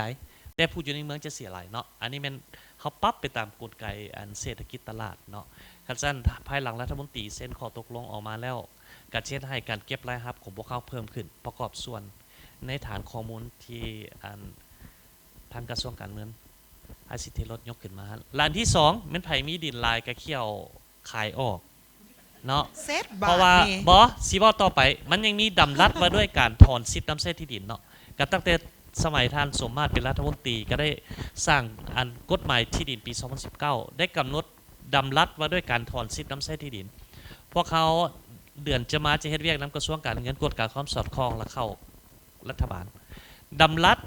ว่าด้วยการถอนสิทธิ์นำเส้นที่ดินหมายก็ว่าคือไอ้ตุ้ยมีดินหลายบ่พัฒนาจะถูกถอน2ไอ้ตุ้ยจ่ายภาษีที่ดินจ่ายแต่บ่พัฒนาก็ถูกถอนเห็นบ่มันเป็นการดัดสมคือสากลนะพวกเขาก็จะก้าวเข้าสู่การดัดสมแล้วเนาะและเป็นข้อมูลมาตรฐานทั่วประเทศพวกเขามีอยู่3 ล้านตอนดินที่ขึ้นทะเบียนประชาชนไปแจ้งนำแขนงที่ดินอยู่แต่แข็งเมืองแต่ว่าพวกเขาออกใบตดินได้ 1.6 ล้านตอนที่เข้าระบบฐานข้อมูลลาวและเล็กมาตรฐานจะติดตามแต่2018จะจ่ายผ่านระบบ BCL มาได้สบายเนาะแต่ว่ามันเป็นการผูกขาดโพดธนาคารธุรกิจก็เลยท่วงเอาเพื่อให้ BCL เฮ็ด5 ปีกระทรวงการเงินก็เลยบอกว่าเอาซั่นโจะทุกธนาคารในกฎเกณฑ์เศรษฐกิจตลาดไปจ่ายอยู่ธนาคารไหนก็ได้มันก็เลยมีมื้อนี้ แต่อยากมี2มันต้องมี1เริ่มจากต่ำหาสูงเด้ตามทฤษฎีมากเลยนี่เพิ่นก็สอนเนาะเอา BCL เป็นตัวแบบ5 ปีก่อนเดี๋ยวสิไปเครียดให้เพิ่นอันนี้รายกองบ่ซุ่มข้าพเจ้าก็เว้า BCL เพิ่นเป็นไอ้ใหญ่ให้เพิ่นทดสอบมา5 ปีมันเวิร์กคันซั่นเฮามายุด2022แล้วมาปรับระบบเฟลลิ่งนำกระทรวงการเงินทุกธนาคารธุรกิจที่มาหัวนี่ลูกค้าพวกท่านที่ขึ้นบัญชีพวกท่านสามารถจ่ายภาษีที่ดินไปได้เลยเดี๋ยวนี้เนาะอันนี้ข้าพเจ้าอยากประกอบในการหันเป็นทันสมัยของพวกเขาเป็นข้อมูลมาตรฐานพวกเขาบ่ออกได้3ด้านตอนย้อนว่า 900,000 ก็ตอนแม่นนอนได้3ประเภทปลาออกบ่ได้แต่สภาแห่งชาติปีกายคำสั่งนายกเดือนพฤศจิกายน2024เห็นดีให้ออกใบตือดินผู้ใดที่น้ำไส้เป็นดินนาดินปลูกสร้างอยู่ในป่าสงวนภูเขากล้วย35บ้านนะจะได้ออกแล้วก็ทั่วประเทศมี 3,167 บ้านเนาะการสร้างการเก็บภาษีที่ดินจะเพิ่มขึ้นหลายถ้าเฮาออกหมด 3,000 กว่าบ้านเดี๋ยวนี้เฮาบ่ออกย้อนประชาชนก็เสี่ยงเมี่ยงค่อยบ่ได้ใบตาดินค่อยบ่เสียภาษีที่ดินเอาขอบใจเจ้าโอ้น่าสนใจไอ้ลิวาเมงขอบใจไอ้หลายๆสำหรับข้อมูลใหม่เดี๋ยวค่ะพระเจ้าซีพอสน้อยหนึ่งเนาะเพื่อว่าขออนุญาตมีคำถามอยู่ด้านลุมเจ้าอันนั้นขออนุญาตขอไมค์กับทางออร์แกไนเซอร์แต่เจ้าท่านใดมีคำถามอย่างต่อแพนอลิสในมื้อนี้บอเพราะว่ามื้อนี้เป็นโอกาสดีหลายเจ้าเชิญอาจารย์บุญเลิศเลยเจ้าขออนุญาตท่านแนะนำตัวเองแล้วก็มีคำถามแบบสั้นๆเนาะโอ้ขอบใจท่านรีบาเมงเจ้าขอบใจมูนิเตอร์เนาะครับพระเจ้าซื้อบุญเลิศวรรณราชเนาะเป็นอาจารย์เนาะอยู่คณะเศรษฐศาสตร์บริหารธุรกิจมหาวิทยาลัยแห่งชาติเนาะก็ถือว่าดีใจเนาะที่ได้มาฟังเนาะปัญหาเรื่องของอัตราแลกเปลี่ยนหลายๆอันเนาะครับพระเจ้าคือว่ามันแจ้งขึ้นเนาะสิ่งที่อยากขอแลกเปลี่ยนนี่จะมี2จุดเนาะตัวที่1นี่เฮาได้เห็นแล้วว่าธนาคารกลางนี่ได้มีหลายๆเครื่องมือเนาะในการที่ว่าจะไปควบคุมเรื่องของอัตราแลกเปลี่ยนให้มันมีเสถียรภาพเนาะซึ่งในนั้นเฮาก็เห็นหลายๆเครื่องมือบ่จะเป็นเรื่องข้างซ้ำห้องเรื่องของซื้อขายพันธบัตรแล้วก็อัตราดอกเบี้ยต่างๆเนาะแต่ว่าเครื่องมือที่ยังบ่เห็นนี่มันตัวอย่างว่าการซื้อขายอัตราแลกเปลี่ยนล่วงหน้าเนาะคือ forward market เนาะซึ่งว่าตัวนี้นี่มันจะซอยลดความเสี่ยงเนาะเรื่องของผู้ส่งออกแล้วก็ผู้นำเข้าเนาะได้อย่างลวงลายเนาะโดยเฉพาะแล้วมันเนาะคือหลายท่านยกว่าบัตรเฮานี่มันอิงใส่การนำเข้าเนาะฉะนั้นเนาะข้าพเจ้าว่าถ้าเฮาเอาเครื่องมือเอาตลาดตัวนี้นี่มาเฮ็ดนี่เนาะข้าพเจ้าคิดว่ามันจะสามารถเคลื่อนว่าสร้างความเชื่อมั่นแล้วก็ลดความเสี่ยงเรื่องของการผันผวนของอัตราแลกเปลี่ยนได้หลายเนาะซึ่งต่างประเทศก็จะกระเฮ็ดเนาะตัวที่1อยากแลกเปลี่ยนเนาะแล้วจุดที่2นี่เนาะข้าพเจ้าก็ได้ยินน้อยนึงเรื่องของอันนั้นเคลื่อนว่าส่งเสริมการค่าโดยใส่สกุลเงินท้องถิ่นเนาะที่ทานกรมมันกันยกมาแล้วจะคู่ว่าเดี๋ยวนี้นี่มันมีความคืบหน้าใช่แล้วเนาะข้าพเจ้าคิดว่าถ้าพักดันกลไกตัวนี้ได้นะเนาะบ่เฉพาะแต่จีนกับเวียดนามเนาะกับไทยเนี่ยเขามีการค้าลายกว่าหมู่เนาะถ้าว่าหากส่งเสริมให้ใช้เงินกีบในการชำระได้ข้าพเจ้าเชื่อว่ามันจะให้ดีมานด์ของเงินกีบนี่เพิ่มขึ้นมหาศาลเนาะอยากจะคู่ว่าเพิ่นมีแผนจะส่งเสริมต่อไปแนวใดเนาะมี2จุดเจ้าขอบใจเจ้าโอ้ขอบใจอาจารย์บุญเลิศหลายคิดว่า to the point เลยเนาะอันที่1น้องขออนุญาตถามไปทีมมาดามฟองจินดาเลยว่าการพัฒนาตลาด forward เฮามีทิศทางแบบใดมาดามขอบใจ อาจารย์ถือว่าเป็นคำถามที่สอดคล้องและกับเหมาะสมในเวลานี้ที่จริงเครื่องมือดังกล่าวนี้พวกเราได้ออกมาตั้งแต่จือได้สมัยเป็นห้องกลุ่มนโยบายเงินตาก่อนย้ายไปกลุ่มปี2016-2017มีนิติกรรมขอตกลงเกี่ยวกับเรื่องfuture option forward เนาะเพื่อเป็นบทเรียนให้ธนาคารธุรกิจเฮาออกบางเทื่อตลาดบ่ทันสุกงอมบ่ข้าพเจ้าก็พักดันมาตลอดจนมาฮอดมื้อนี้ก็ได้เว้าแล้วก็ติดพันกับ333เนาะมันสิปิดช่องว่างในความเป็นห่วงเป็นใยบรรดาผู้ส่งออกหรือผู้นำเข้าเวลาเอาเงินตามาขายแล้วและต้องการซื้อกลับเนาะมีความเป็นห่วงความผันผวนของอัตราแลกเปลี่ยนก็สิได้สืบต่อพักดันเนาะบรรดานิติกรรมดังกล่าวนี้เพื่อให้เข้าสู่ขอดจัดตั้งปฏิบัติในกรอบของนิติกรรมเครื่องมือหันถือว่าได้ออกมาระยะนึงแล้วจ้ะโอเคแปลว่ามีแล้วมีแต่ยังท่าให้มีโดยเจ้าโอเคหับทราบคันซันเดี๋ยวอันนี้น่าจะเป็น อันนั้นขอความหนึ่งที่มาดามฟองจินดาฝากให้ธนาคารธุรกิจเนาะไปสานต่อคำถามที่สองอันขออนุญาตไปทีทางอันมาดามลีน่าเนาะอันจันเทวีวันอันเรื่องการส่งเสริมการนำไส้สกุลเงินท้องถิ่นหรือ local currency เขาก็เฮ็ดมาหลายปีมีอย่างอีกแน่ที่จะเฮ็ดและอยากเฮ็ดอย่างอีกเจ้าเนาะ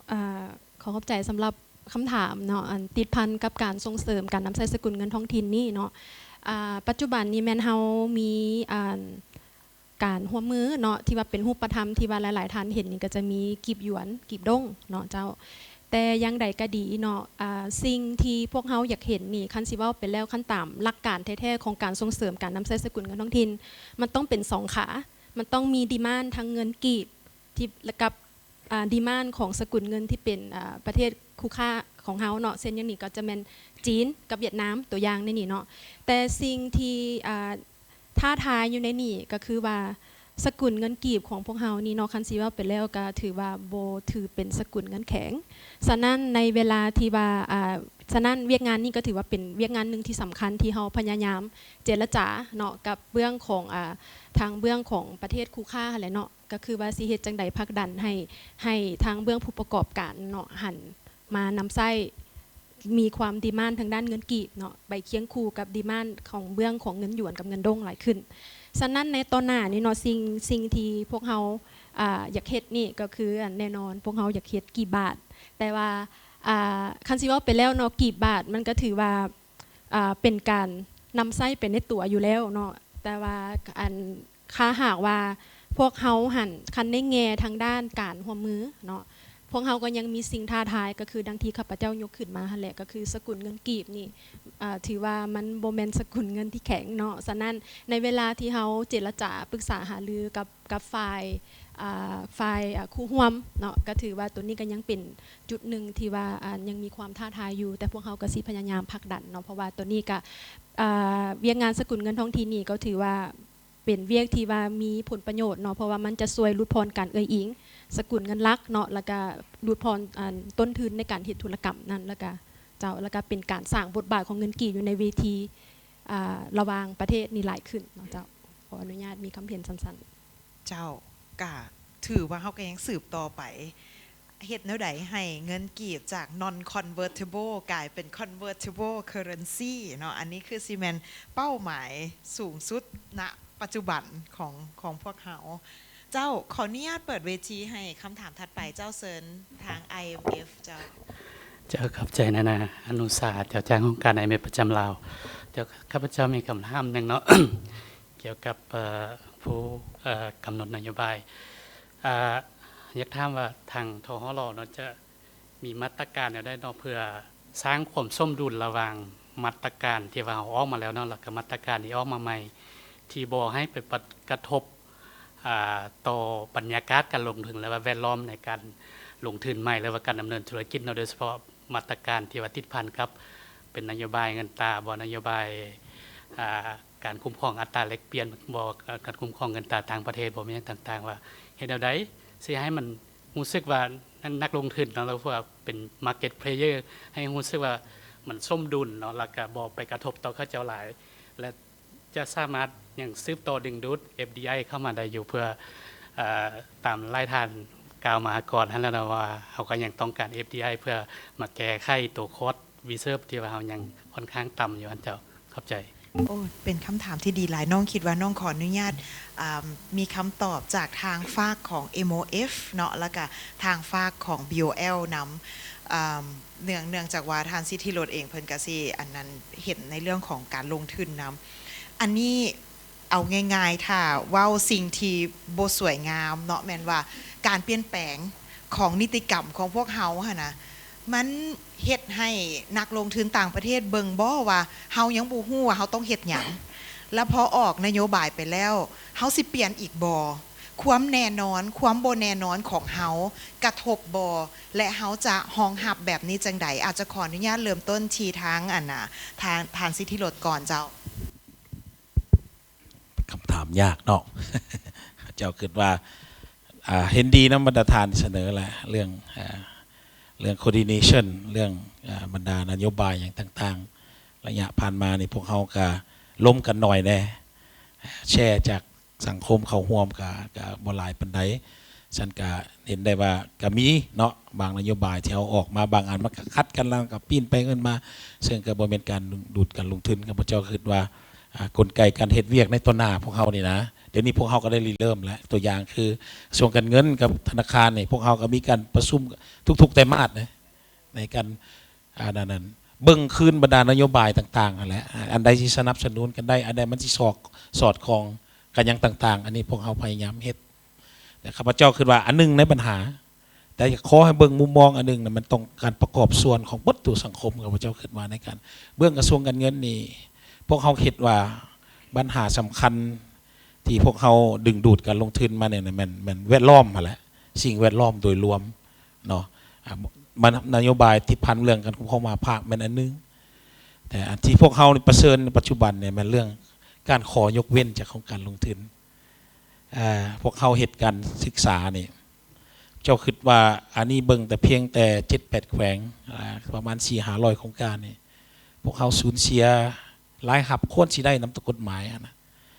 ประมาณ 10,000 กว่าตื้อ 55,000 ตื้ออันนี้นี่ข้าพเจ้าคิดว่าเฮาก็ต้องได้เบิ่งตื้มข้าพเจ้านโยบายเฮาก็บ่หมายเขาว่าอันนี้บ่มันว่าฮับอันบ่แม่นว่าอันนั้นแก้โตข้าพเจ้าว่าต้องได้เบิ่งตื้มหลายๆอย่างเพราะว่าสิ่งที่พวกเฮาให้นะบางครั้งข้าพเจ้าว่าอยากให้มันสมดุลกันตื้มบางเทื่อเฮาก็ว่าเฮานี่โอ้ค้างคาหลายนักลงทุนบ่อยากมาแต่มาเบิ่งแล้วอีกส่วนหนึ่งธนาคารโลก IMF นี่ก็ว่าพวกเฮานี่ให้หลายเกินไปใจดีโพดมาแล้วได้ก็ขอเบิดแล้วสุดท้ายมันก็นั้นก็มีผลกระทบเช่นเดียวกันครับพระเจ้าคิดว่านโยบายชั้นในตอนหน้าเฮาก็ควรได้เบิ่งนอกจากว่ากลไกการประสานงานที่พวกเฮากำลังยังเฮ็ดแล้วแต่บางครั้งในการปฏิบัติระเบียบวินัยก็ต้องได้หันเข้าไปสู่ระเบียบเช่นเดียวกันอยากมีความเห็นอย่างนั้นเจ้ามาหน้าฟ้องสินดาอยากเสริมจุดนี้บ่เจ้าก่อนที่น้องสิไปถามทางอันADB กับ World Bank ให้เสริมน้อยหนึ่งที่เสริมตืมน้อยหนึ่งนอกเอกภาพเนาะขอดการประสานสมทบ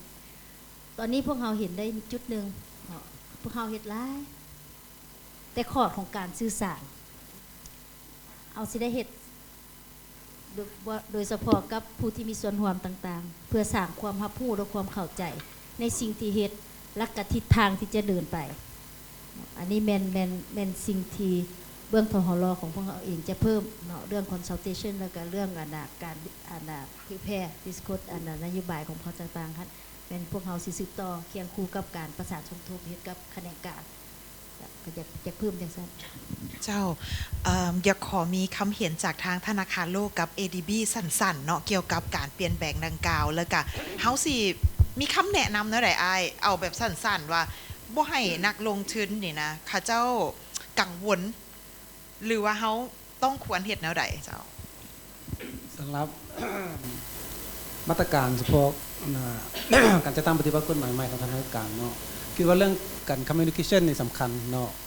แล้วขบวนการตัวนี้พวกเขาก็คิดว่าได้มีการแลกเปลี่ยนมาเติมก่อนที่จะตั้งปฏิบัตินะพวกเขาก็ได้คอมเมนต์ก็ให้คอมเซิร์น2อย่างเนาะผลประโยชน์จะได้อย่างในความเสี่ยงบ่มานี่แหละ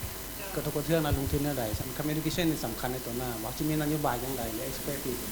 กับผลกระทบต่อธุรกิจต่างๆเนาะตอนนี้นี่โดยรวมคิดว่านโยบายเพิ่นมาเนี่ยก็เพิ่นก็บ่ได้เข่งพลึงดอกคือปัญหาที่เกิดในสังคมนี่ยาสุกังต่อว่ารัฐบาลจะเป็นอัศวินมหาเคราะห์ทั้งหมดแล้วแก้ปัญหาให้ทุกคนในสังคมมันเป็นไปบ่ได้รัฐบาลงบประมาณเกิดตามธนาคารกลางก็ลูกปืนน้อยน่ะฉะนั้นในสังคมบางอย่างสังคมต้องแบ่งรับนำกันธุรกิจก็ดำเนินอยู่ลาวก็ได้ประโยชน์หลายนะบางครั้งเขาก็ต้องแชร์เบเนฟิตกันเนาะอันนี้ก็ถือว่าได้เห็นอะไรประเทศก็ปฏิบัติจีนก็ฮัดคือกันเขาเจริญเขาก็ฮัดคือกันธุรกิจใหญ่ตัวแล้วก็ break down ตัดลงมาให้ผู้น้อยได้ตัวได้อันนี้อันที่นึงที่ว่าสำคัญที่สำหรับเรื่องการลงทุนนี้คิดว่า บ้านเฮานี่นะคือทานสิติโรดมาเนี่ยว่าเป็นปัญหาใหญ่อันนึงที่ว่าเฮ็ดให้บ้านเฮามีปัญหาที่สูญเสียงบประมาณทั้งเป็นเงินตาพร้อมอันนี้นะและสิ่งที่เฮาค้นคว้าพันมาเฮาเห็นว่าคะแนนทรัพยากรธรรมชาติเป็นตัวการที่ได้รับผลประโยชน์ตัวนี้สูงสุดแล้วตัวนี้ต้องได้เบิ่งคืนไฟฟ้าโบแฮทั้งหลายนี่นะโครงการเหล่านี้แม่นว่า ได้รับการยกเว้นโดยที่รัฐบาลบ่ฮู้ว่าขอยกเว้นให้ไปแล้วสิเสียเงินหลายปานใดยังบ่ได้ค้นคว้าที่ต้นเราตามหลังจิมาเก็บขึ้นมาค้นคว้าเงินมหาศาลเป็นตื้อๆดอลลาร์บ่เป็นน้อยๆอันนี้เนาะและสำหรับในการอื่นนี่ทุกคนจะได้รับ การยกเว้นเฮาก็ควรจะให้เพราะว่ามีการแข่งขันสูงโดยเฉพาะคะแนนปรุงแต่งอุตสาหกรรม manufacturing ทั้งหลายตัวอย่างที่มีการแข่งขันหลายเนาะอันนี้เฮาก็ต้องได้เบิ่งแต่ละกรณีไปนะเนาะ เกณฑ์เศรษฐกิจพิเศษต่างๆก็ต้องเบิ่งแต่ละกรณีไปซะเกิดว่าเรื่องการลงทุนเนี่ยที่เขาก็อยากให้ investment เข้ามาหลายๆที่มันต้องลักษณะว่าต้องให้ benefit ประเทศเฮาให้กันอันนี้ก็สำคัญเนาะแล้วหลายอันที่ข้าพเจ้าสิบ่ลืมขึ้นแหละมักโกรทั้งหลาย4ข้าวนี่สำคัญหมดเจ้าโอเคขอบใจอ้ายสุรินทร์เสริมหยังบ่อ้ายขอเสริมนิดนึงเนาะโดยเฉพาะในกรอบของการสังเกตเราอยู่บ้านเฮานี่ระเบียบการบ่ได้หลายถ้าเทียบกับประเทศอื่นเนาะและแต่ว่าสิ่งที่สำคัญเนาะการปฏิบัติระเบียบการที่มันมีนี่ว่าการปฏิบัติแบบเท่าเทียมและก็ทุกคนฮู้คือว่าเอาเป็นเรื่องความโปร่งใสเนาะคือเจ้าสิมาบ้านข่อยนะเจ้ามีสิทธิ์รายการนี้จะต้องปฏิบัติตามที่พันกับเรื่องการคุ้มครองหรือว่ากฎหมายคุ้มครองแต่ละเปลี่ยนเรื่องว่าการคุ้มครองในต่างประเทศสิ่งที่จะต้องได้ปฏิบัติคือเอากระหูบ้านเฮาแล้วมันกลายเป็นสิ่งที่ว่าว่าผู้นี้ได้ผู้นั้นบ่ได้ผู้นี้ได้ผู้นั้นได้แล้วก็เลยว่าจักสิอยู่ในจุดใดคือเขาไปไทยปั๊บแล้วเขาบอกใส่ได้สีแป้วนี่พวกย่านตั้งแต่ขวบนี่นะบ่ต้องข้ามเถือใส่ไปก่อนเห็นบ่เฮาละคือนักลงทุนต่างประเทศที่ดีนะเขาเกี่ยมพร้อมของเขานะบ่อยากมาเฮ็ดผิดแผ่นผิดเลยแจบเลยเนาะฉะนั้นนี่จึงว่าภาครีกูเลเตอร์ต้องเข้มแข็งและการจัดตั้งปฏิบัติให้มันเท่าเทียมทั่วถึง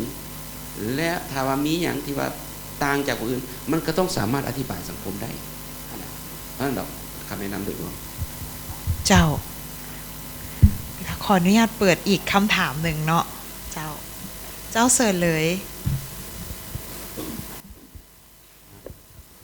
จะขอบใจหลายๆเนาะเจ้าอานาข้าพเจ้าบัวสนแสงสุริวงศ์จากคณะเศรษฐศาสตร์และบริหารธุรกิจเนาะประจำอยู่ภาคเศรษฐศาสตร์เจ้าอานาผู้ดีเกี่ยวข้องกับอ้ายทั้ง ADB ที่เพิ่นเว้ามาเมื่อกี้เนาะเว้าถึงเกี่ยวกับการจัดตั้งปฏิบัติข้าพเจ้านี่ยอมรับเลยว่านโยบายบ่ว่าอยู่กระทรวงใดภาคส่วนใดบ้านเฮาวางออกมาเป็นถูกต้องที่สุดเนาะสำคัญอันเดียวที่มันค้าคือการจัดตั้งปฏิบัติคือเนี่ยใดการจะตั้งปฏิบัติตัวอย่างทางเขาว่าถึงการคุ้มครองเงินตราต่างประเทศเขามีแต่โดดมาคือทางผู้อันนาบรรยายคือทางอันนาผู้เพิ่นอันนาเป็น MC เพิ่นได้เว้าถึงเขาเว้ามาแต่โดดเนาะเว้าถึงการคุ้มครองเงินตราต่างประเทศแต่ว่า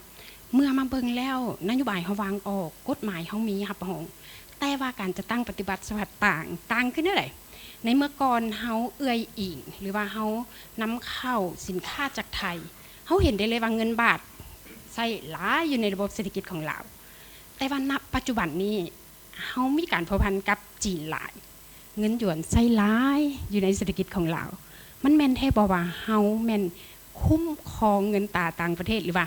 เฮาเข้าใจเนาะว่าบ้านเฮาแม่นอยู่ในดอลลาร์ไลเซชันแต่ว่าข้าพเจ้าจะถามอันนึงไปว่าการจะตั้งปฏิบัติหรือว่าการวางนโยบายมันสอดคล้องกับการจัดตั้งปฏิบัติขึ้นแนวใดและทางผู้วางนโยบายนั้นแม่นเจอปัญหาใดแน่ที่ว่าจะเฮ็ดให้เสถียรภาพทางด้านเงินตรานี่มันมีประสิทธิภาพขึ้นตื่มโดยเฉพาะประเทศดอลลาร์ไลเซชันคือกันกับเฮาและกับกัมพูชาที่เป็นแบบอย่างเนาะต่อมาบัดนี้ถ้าหากว่าเฮาบอกว่าการคุ้มครองเงินตราต่างประเทศเฮาได้มีนโยบายหลายๆอันเนาะแต่ว่าปัจจุบันนี้คือเฮาเห็นอยู่ทางธนาคารเองคือกันเป็นเปิดเนาะเปิดหับระหว่างเงินฝากที่เป็นเงินหยวนแสดงว่าเขาเพิ่มการใช้เงินตราต่างประเทศเข้ามาเติมอีกสกุลเงินหนึ่งถ้าหากว่าก่อนหน้านี้มันเขาใช้เงินบาทหลายต่อไปบัดนี้การหันทิศของเขาสมมุติว่าเขามีการพัวพันกับเวียดหลายเขาสิบ่เพิ่มอยู่ในเงินดงเข้ามาจรอยู่ในเศรษฐกิจเขาอีกบ่ตัวนี้ตั้งประเด็นเนาะบัดนี้ต่อมาต่อกับกระทรวงการเงินข้าพเจ้ามีโอกาสได้เฮ็ดคู่มือเนาะตอนที่ว่ามีปัญหาเกี่ยวกับเอิ้นว่าหนี้สินหลายเนาะแล้วก็เฮ็ดให้สภาแห่งชาติข้าพเจ้าเองเบิ่งในเรื่องของงบประมาณเฉพาะลาวเฮาก็จะว่าบ่ย่านดอกเฮาเป็นหนี้หลายก็ตามแต่ว่าญี่ปุ่น200ปลายกว่าเปอร์เซ็นต์สิงคโปร์100ปลายกว่าเปอร์เซ็นต์เฮานี่เพียงแต่ 50-60% ธรรมดา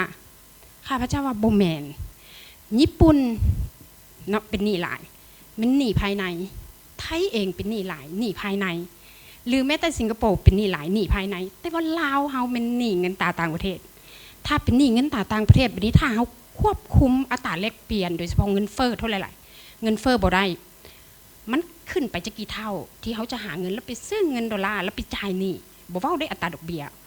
ดังนั้นปัญหาของเฮาแม่นเฮาคืนได้ แน่นอนเมื่อฮอดการชำระหนี้เดินทางละเจรจาผ่อนผันอันนี้เฮาสิมีวิธีทางแนวใดเพื่อจะเฮ็ดให้มันยืนยงว่าเฮาจะสามารถชำระหนี้ที่เฮามีได้โดยเฉพาะแบกรับที่เป็นเงินตราต่างประเทศนี้เจ้าวันนี้พร้อมกันนั้นทางด้านตำรวจนะตัวอย่างว่าเฮาเห็นเนาะปัญหาเรื่องทางด้านความบ่โปร่งใสเกิดขึ้นเนาะเรื่องคอร์รัปชันเกิดขึ้นเรื่องสินค้าผิดกฎหมายเกิดขึ้นมูลค่าบักหลายๆนึงที่เป็นเงินตราต่างประเทศเฮาเบิ่งได้จากจากไทยตัวอย่างเห็นได้บักหลายๆเลยที่กระเจ้าได้เงินตราต่างประเทศที่มาจากพวกสินค้าผิดกฎหมายเป็นจำนวนมหาศาลเนาะสำหรับพวกกระเจ้าเว้าแต่ว่าบ้านเฮาแม่นแน่นอนว่ามันมีข้อจำกัดในการเผยข้อมูลเนาะแต่เฮาก็เลยอยากรู้ว่าอยู่ในช่องทางตัวเงินตราต่างประเทศที่เคลื่อนไหวที่มันเป็นอิลิเกอร์กับอิลิเกอร์นะหรือว่าอิลิเกอร์ที่เพิ่นได้แต่ละปีนี่มันมีการเปลี่ยนแปลงเพิ่มขึ้นบ่เพราะว่าหยังถ้าเพิ่นมีข้อมูลแสดงว่ามันจะเป็นผลดีต่อกับผู้วางนโยบายในการคุ้มครองการใช้เงินตราต่างประเทศเพราะส่วนใหญ่บ้านเฮาละแม่นตัวเลขกับเงินที่มันจอตัวจริงมันต่างกันถ้ามันต่างกันมันยากที่สุดสำหรับผู้วางนโยบายเจ้าแล้วก็สมเสยอีกครั้งเนาะเฉพาะที่ดินเนาะที่จริงก็เป็นหมู่กันเองหมู่กันหมู่สนิทกันที่จริงตัวนี้มันก็ดีคือกันถ้าเว้าถึงการปฏิรูปที่ดินเป็นผลดีที่สุดโดยเฉพาะภาคเลี้ยวเซกเตอร์ที่บ่ว่าจะเป็นทนางฟองจินดาเพิ่นเว้าที่ถ้าเว้าถึงทางด้านเสถียรภาพทางด้านเงินตราตัวเลี้ยวเซกเตอร์ก็เป็นปัจจัยหนึ่งหรือว่าอ้ายเพิ่นเว้าทางเวอร์แบงค์เพิ่นก็เว้าเลี้ยวเซกเตอร์เป็นเฮาต้องพัฒนาอีหลีหรือว่าต้องส่งเสริมอีหลีที่ดินเป็นทรัพย์สินที่เฮาจะเฮ็ดให้ขออนุญาตเข้าคำถามเลยอาจารย์เพราะว่าอันนะเฮามีเวลาสั้นๆจ้ะอันที่เว้ามานี่เป็นคำถามของแต่ละภาคส่วนแล้วเนาะขอโทษหลายๆบัดนี้ที่ดินเนาะเฮากับเวียดนามแม่นปฏิรูปเศรษฐกิจพร้อมกันปี 1986แต่ว่าเวียดนามนี่ไปก่อนเฮาย้อนการปฏิรูปที่ดินของเวียดนามก็เลยอยากรู้ว่าเนาะทางการปฏิรูปที่ดินเฮ็ดแนวใดจึงจะส่งเสริมให้การลงทุนของต่างประเทศเข้ามาหลายขึ้นโดยเน้นใส่การปฏิรูปที่ดินหรือว่าการหันเปลี่ยนที่ดินให้เป็นทรัพย์สินเจ้าขอบใจหลายคำถามเป็นอยู่ในแต่ละอันที่ถือภาคส่วนเนาะเจ้าขอบใจหลายขอโทษหลายๆขอบใจหลายๆอาจารย์โอเคเดี๋ยวน้องเอาเรื่องสั้นๆก่อนเนาะเอาเรื่องที่1ก่อนเฮาอยู่ในประเทศที่ดีดอลลาไรเซชันบ่มาดามฟองจินดาเพราะว่าคำถามนี้บลูมเบิร์กก็มาสัมภาษณ์น้องคือกันซึ่งคำตอบที่น้องตอบบ่ฮู้ว่าสิถูกใจมาดามฟองจินดาบ่แล้วก็บ่ฮู้ว่าสิถูกใจบรรดาทานบ่น้องบอกว่าเฮาบ่ได้โปรการใช้ดอลลาร์เฮาบ่ได้โปรการใช้สกุลใดแต่ภารกิจของพวกเฮาในฐานะผู้ประกอบการและผู้ที่เฮ็ดธุรกิจแม่นการส่งเสริมเงินกีบนั่นแม่นเป้าหมายเดียวของเฮาอันนี้มันสิ่งที่น้องตอบบลูมเบิร์กไปบ่ฮู้ว่าน้องตอบถูกบ่มาดามถูกต้องที่สุดอันนี้ มันเป็นนั่นล่ะคันภาษาอังกฤษก็สิเป็นทั้งวิชั่นของธนาคารแห่งสปปลาวของพวกเขาเนาะในการตีถอยการนำใช้เงินตราต่างประเทศนี้สำคัญกับแมนเพื่อเพิ่มเนาะบทบาทของธนาคารของพวกเขาในการเข้าคุ้มครองเนาะมหาภาคทางด้านเงินตรานี้เพื่อส่งต่อเนาะไปให้กับเศรษฐกิจของพวกเขาให้มันเติบโตอย่างเข้มแข็งและเราสามารถจัดแจงเครื่องมือที่เรามีบ่ว่าสิเป็นดอกเบี้ยเพื่อซุกยูเศรษฐกิจอันนั้นเป็นสิ่งที่เราเฮ็ดและมันก็ยังยืนแล้วเนาะตลอดระยะผ่านมาที่เรารักษาเสถียรภาพเนาะในระยะ 8,000-9,000 เราสามารถลดผ่อนโครงสร้างของเงินตราอยู่ในระบบของพวกเราจาก 70% จนลงฮอดเหลือแต่ 50% ประเด็นคือมันคือบ่ไปต่อคือว่ากลับไปคืนอีก4ตารางค่ะหรือว่ามหาภาคทั้งหมดมันแก้บ่ไปพร้อมกันเมื่อเสถียรภาพที่มันรักษาได้ในระยะ10 กว่าปีพื้นฐานการผลิตยังบ่ทันได้รับการส่งเสริมเห็นเป็นรูปธรรมเพื่อรองรับและลดพรการนำเข้าส่งเสริมการส่งออกให้เห็นอันนั้นเป็นส่วนหนึ่งเนาะต่อมาก็สิติดพันเรื่องทางการเงินวินัยทางการเงินเนาะนี่สิอันนั้นเพียงแต่ยกตัวอย่างฉะนั้นมันยั่งยืนแล้วว่าเมื่อใดที่เฮามีเสถียรภาพเนาะเฮาสร้างความเชื่อมั่นบ่ว่าสิเป็นทางเงินเฟ้ออยู่ในระดับต่ำตัวนี้นี่มันสิมาบ่ต้องแคมเปญบ่ต้องโฆษณามันก็มา ฉะนั้นเฮาสิสืบต่อเนาะในกรอบนโยบายก็สิสืบต่อคุ้มครองเนาะสืบต่อคุ้มครองค่าเงินสืบต่อคุ้มครองปริมาณเงิน เพื่อให้มันสอดคล้องกับจังหวะการพัฒนาเศรษฐกิจและก็สุขอยู่การพัฒนาเศรษฐกิจทุกแขนงการเจ้าแจกคอนฟื้นค่ะเจ้าขอบใจหลายๆมาดามวันนี้อันนาขอลีน่าสั้นๆเนาะว่า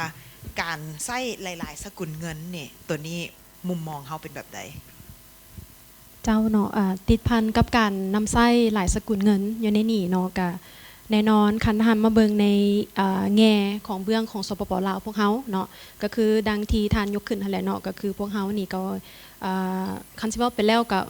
มีการนำไส้หลายสกุลเงินมาตั้งแต่โดนนานแล้วฉะนั้นว่าเรื่องความสินเคยข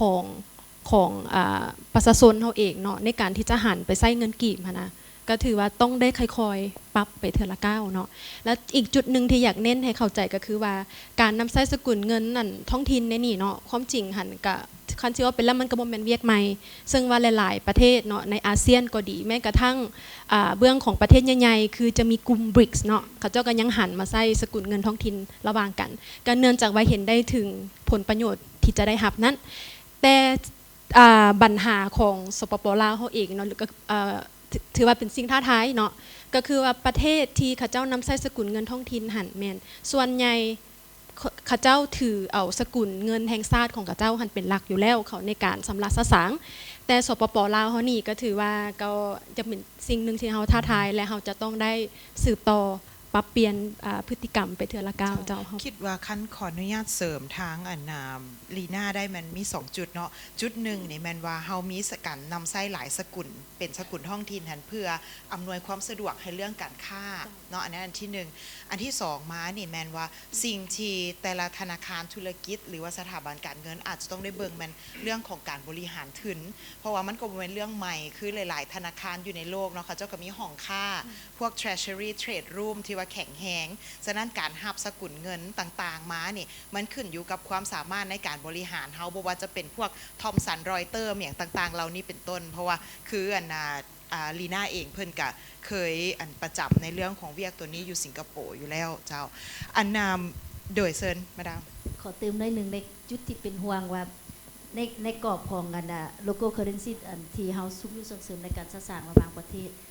บ่แม่นว่าเอามาได้สร้างภายในเจ้าฟังเบิ่งที่ยกขึ้นบางเรื่องนี่สิแม่นเป็นห่วงว่าเวลาใส่โลโก้แล้วสิเอามาสร้างภายในบ่แม่นเนาะอย่ามีแต่อยากย้ำตื่นมีแต่ซักเจ้ามีแต่คิดว่าคำถามอันเข่งฮ้อนนี่มันสิมาที่ปอสิที่รถอีกครั้งเนาะว่าเฮ็ดจังไดเนาะปอสิที่รถเฮาสิใช้หนี้ได้แท้บ่ที่ว่าเป็นเงินต่างประเทศหรือว่าเฮาสิใช้ความหนาหักของเฮานี่ไปเจรจาผ่อนผันอยู่เรื่อยๆเนาะเจ้าเห็นดีนะอาจารย์บ่สอนเนาะปัญหาของเฮาคือแม่นอัตราส่วนของหนี้สินต่างประเทศมันสูงสันอันนี้แหละเป็นเป้าหมายสูงสุดของมหาภาคของทุกกระบวนการต้องเฮ็ดช่วยกันโดยเฉพาะกระทรวงการเงินและแม่นว่าเฮ็ดแนวใดฮอดการจะตั้งปฏิบัติแผนพัฒนาเศรษฐกิจสังคมครั้งต่อไปนี่ถ้าระดับหนี้สินเฮาบ่ลงมันอยู่ในระดับ 60% 70%หมายความว่าทุกอย่างมีผลกระทบหมดเจ้าคิดว่าสั้นวิธีเฮาสิเฮ็ดแนวใดเบื้องกระทรวงการเงินนี่คิดว่าถ้าเฮาไปใจแยกไปเบิ่งทายแฮงบ่มซ่อนของเศรษฐกิจของเฮานี่นะว่ายังมีหลายอันนี้เชี่ยวชาญต่างประเทศก็เห็นว่ามีหลายแล้วเฮ็ดแนวใดเฮาสิขุดค้นให้เป็นแรงไหลครับก็เข้าใจว่าบางอันนี่พวกเฮาต้องนำใช้แขนงการทรัพยากรธรรมชาติซึ่งว่าพวกเขาไปใจเบิ่งดีๆนี่นะยังมีหลายอันที่มันเป็นตาแหงที่เขาเก็บรายหับได้พวกเขาเว้าหั่นแหละเนาะเดี๋ยวนี้เชี่ยวชาญสากลในเมฟก็อยากให้เฮาเบิ่งตื่มบรรดารายหับที่ติดพันกับการส่งออกวัตถุดิบเฮ็ดอันใดเฮาขายวัตถุดิบออกไปนี่ให้มันหลายกว่านี้ได้เงินเนี่ยนะมันน้อยโพดปัจจุบันเนี่ยนะเฮ็ดอันใดเฮาสิมีการปรุงแต่งภายในเนาะเฮ็ดอันใดถ้าแห่งอื่นๆติดพันเกี่ยวกับเรียลเซกเตอร์ตัวอย่างโลจิสติกนี่พวกเขาก็กำลังศึกษาเบิ่งว่าพวกเขาการเก็บสินค้าผ่านเนี่ยนะพวกเขาก็เก็บถือโพดอันนี้ก็ได้หลายๆท่าแหงอันนี้จะเป็นส่วนหนึ่งข้าพเจ้าคิดว่าถ้าไปเบิ่งใจท่าแหงนี่แม้แต่ท่องเที่ยวท่านคิดเบิ่งแม่ถ้าพวกเขาได้นักท่องเที่ยวระดับ6ล้าน7ล้านนี่พระเจ้าคิดว่าเขาได้เงินประมาณ1.ตื้อหา2ตื้อดอลลาร์กระจายในเศรษฐกิจ แต่ว่าสิเฮ็ดแล้วได้ให้เรียลเซกเตอร์พวกนี้มันแข่งขันได้อันนี้ข้าพเจ้าคิดว่าทั้งแม่นกระทรวงการเงินแน่ทั้งแม่นสังคมแหละเนาะภาคธุรกิจเป็นผู้ขับเคลื่อนและเบื้องรายจ่ายเจ้าก็ว่าก็สำคัญอันนี้พวกเราเฮ็ดนี่แม่นว่าพวกเขาข้าพเจ้ายกก่อนหน้าอะไรว่าเดี๋ยวนี้มีรายรับสูงขึ้นแต่ว่าเฮ็ดแล้วได้การปรับโครงสร้างหรือปรับปรุงประสิทธิภาพของเบื้องรายจ่ายโดยเฉพาะการลงทุนของภาครัฐเฮานะเดี๋ยวนี้พวกเขาสิพยายามบ่ยืมเงินต่างประเทศที่มันบ่จำเป็นหันมาใส่แรงรายรับภายในพวกเขานี่หลายขึ้นแต่ว่าข้อจะแจที่สำคัญที่สุดก็แม่นว่าพวกเขากำลังเบิ่งนิติกรรมหลายๆอย่างที่ว่ามันยังบ่ทันหัดกุมเรื่องกลไกการประเมินเรื่องกลไกการโครงการนั่นแหละหมายความว่าออกโครงการอย่างต่างๆเห็นว่ามันยังการหัวไหลในเบื้องจ่ายพวกเขานี่ยังสูงเจ้าคิดว่าถ้าเฮานำใช้มีประสิทธิผลโดยเฉพาะมันไปกระตุ้นเศรษฐกิจรายจ่ายที่ไปกระตุ้นเศรษฐกิจที่ข้าพเจ้าว่าก่อนหน้าและอันสำคัญที่สุดหนึ่งในปัญหาการแก้ไขหนี้สินต้องแก้ไข SOE เดี๋ยวนี้ปัญหาหนี้สินของพวกเขาส่วนหนึ่งอะไรมันการหนี้สินจากรัฐวิสาหกิจเชิงว่าอันนี้ก็บ่แม่นเรื่องง่ายข้าพเจ้าคิดว่าทุกคนต้องได้เฮ็ดพร้อมกันถ้าว่าหนี้สินของรัฐวิสาหกิจค่อยลดลงแหละข้าพเจ้าว่าหนี้สินของภาคโดยรวมของระบบเศรษฐกิจก็สิลดลงเนาะยังมีคำเห็นจังซั่นน้องอยากขออนุญาตบ่ฮู้ว่าสิเหมาะสมบ่แต่ว่าน้องขอถอดหมวกน้อยหนึ่งเนาะก็คือว่าอันเว้าเรื่อง SOE ขึ้นมาหรือว่ารัฐวิสาหกิจคืออันอีกหมวกหนึ่งที่น้องเบิ่งแย้งกับแม่ในเรื่องของธนาคารค้ำเฮาได้มีโอกาสร่วมทุนกับทางกระทรวงการเงินเพื่อเฮ็ดธนาคารเฉพาะกิจโดยที่ว่าทางท่านห้องผู้ว่านี่แหละเพิ่นเป็นผู้ชี้นำตั้งแต่ตอนอนุมัติเนาะก็คือว่าจิตใจของพวกเฮานี่แม่นในหลาย30 ปีผ่านมานี่บ่คำต่างๆของพวกเฮาหั่นแม่นเขาเจ้าขุดค้นออกไปแล้วไปหลอมอยู่ต่างประเทศเฮ็ดให้ว่าเงินหันบ่เข้าประเทศเนาะอันที่1และอันที่2มาค้ำที่ว่าสัญจรอยู่ในแขนงการเงินหั่นนะจังได้พวกเฮาก็ต้องได้นำเข้าว่าง่ายๆว่าในหลาย10 กว่าปีผ่านมานี่ค้ำที่อยู่พื้นดินเฮานี่เฮาบ่ได้ใช้เองให้มันมาเป็นการโคจรอยู่ในเศรษฐกิจอันนี้ก็ถือว่าเป็นการตัดสินใจใหญ่หนึ่งภายใต้นโยบายของทางศูนย์กลางภาคเนาะที่ว่าให้ธนาคารค้ำได้เกิดขึ้นก็คิดว่าตัวนี้น่าจะผลักดันให้กีบนี่มีความเสถียรขึ้นในระดับหนึ่งเจ้าโอเคเมื่อกี้นี้ทางอาจารย์เพิ่นได้เว้าถึงทางกรมที่ดินนำเนาะอ้ายว่าการปฏิรูปที่ดินเอาแบบสั้นๆเล่าสู่พวกเขาฟังว่าเฮาพร้อมบ่อ้ายเฮาสิเฮ็ดจังไดเพื่อปฏิรูปเวียกงานปฏิรูปที่ดินอยู่ในลาวกรอบเวียกตัวนี้อันนี้นี่บ่แม่นข้าพเจ้าตอบมาตรฐานที่นั่งอยู่นี่ได้ใบตาดินบุคคลนั่นน่ะพวกทานพร้อมบ่เนาะคิดว่าบ่พร้อมปฏิรูปหรือบ่เนาะคำถามของทางอ้ายเพิ่นบ่แม่นคันสิตอบคำถามอาจารย์บ่สอนเพราะว่าสภาพของลาวเวียดนามจีนต่างกันเนาะไผเฮียนอยู่เวียดนามจะรู้ว่าการปฏิวัติทมิตรของเลนินแม่นเรื่องดิน